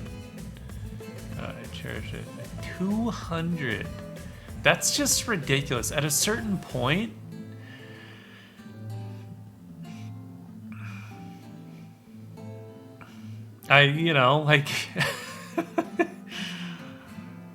because I have a bottle of,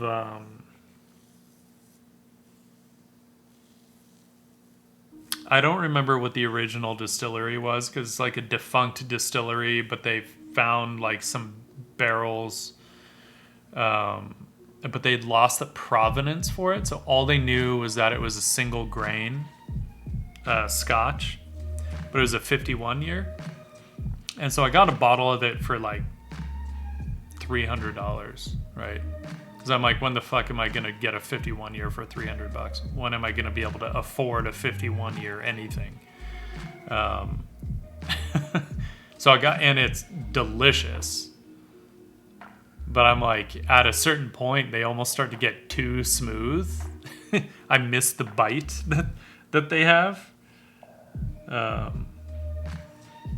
So, like, I don't even know what I would do with a 200 year. Although, I mean, you get into like those cognacs, right? Louis XIII and all that stuff.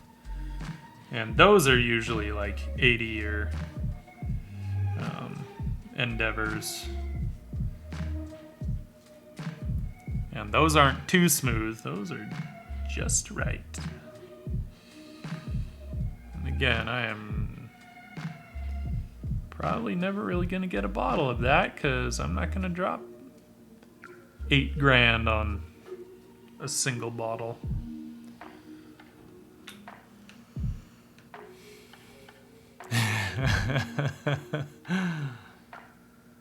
Yeah, same.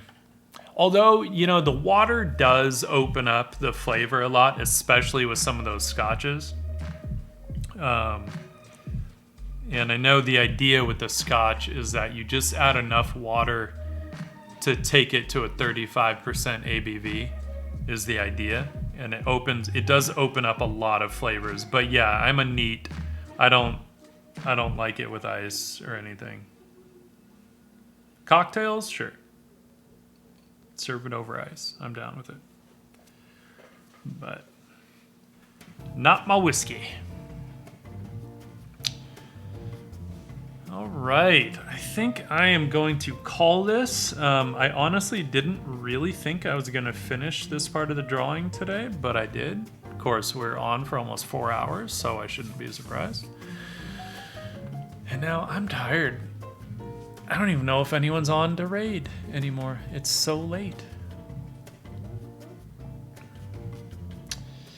No, we could raid. Well, she's gaming. There's some music people on from other time zones. I don't think I'm gonna raid because I'm beat. I am beat, and I don't really have anyone that I really want to raid.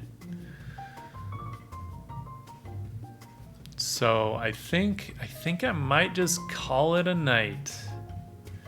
I definitely want to thank all of you for hanging out with me. Whiskey Hunter, come back and we'll talk more. We'll talk more whiskey. Hugs a lottle. Thanks for the follow. All right. I think I might do the. I'll probably. Well, I still have to add the bannable ellipse. So I was thinking, well, I might do either the watercolor on stream or maybe the gold leaf on stream. But maybe if I do that, I would have to do it on Picardo because gotta add the nip, gotta add it. So, yeah. All right, we'll talk Whiskey Hunter. I don't know if you joined the Discord or not, but I'll share the finished piece there. You can also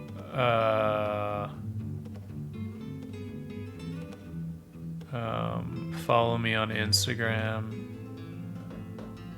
And I'll post the finished piece there. So, yeah.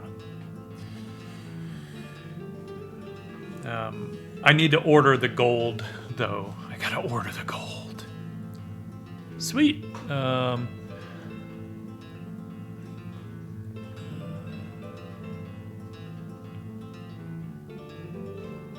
Awesome.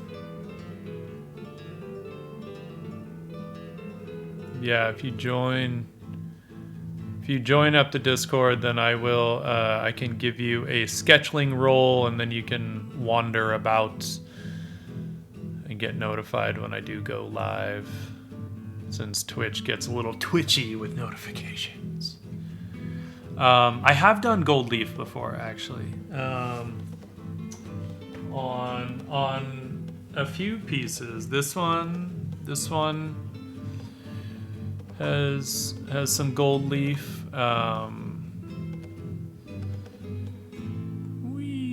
The original for the shirt actually has a gold flake around it, right?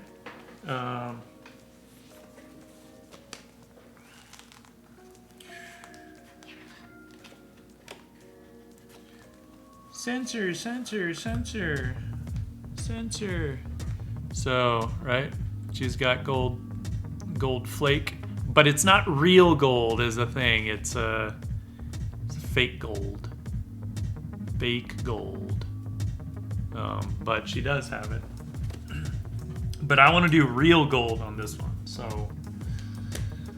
But I gotta order it. Dude, kilts are rad. I want a kilt.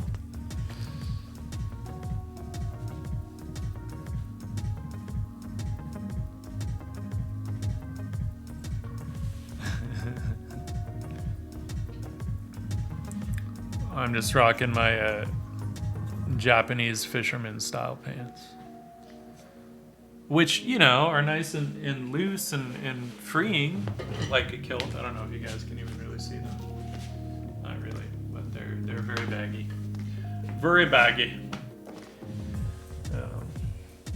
And I like them.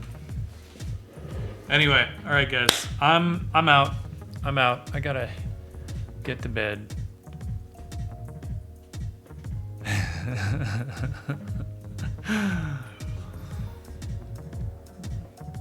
I will see y'all later. I don't think I'll be able to stream Monday because it's the last day on this illustration, so I gotta kind of hit the ground on that one Monday morning. Maybe Monday night, but I don't know. We'll see. Thanks for hanging out. Love you guys, and I will let you know when I'm gonna be on next, because I don't know when it is yet. But thanks for hanging out. I hope y'all sleep well. I hope you have a great Friday tomorrow and a great weekend. I'm gonna work all weekend, but you know, whatever. It's fun. Can't complain. There will be cocktails, so I'm okay with this. All right, my friends. Peace out. Until next time. Until next time. Peace, peace, peace, peace, peace, peace.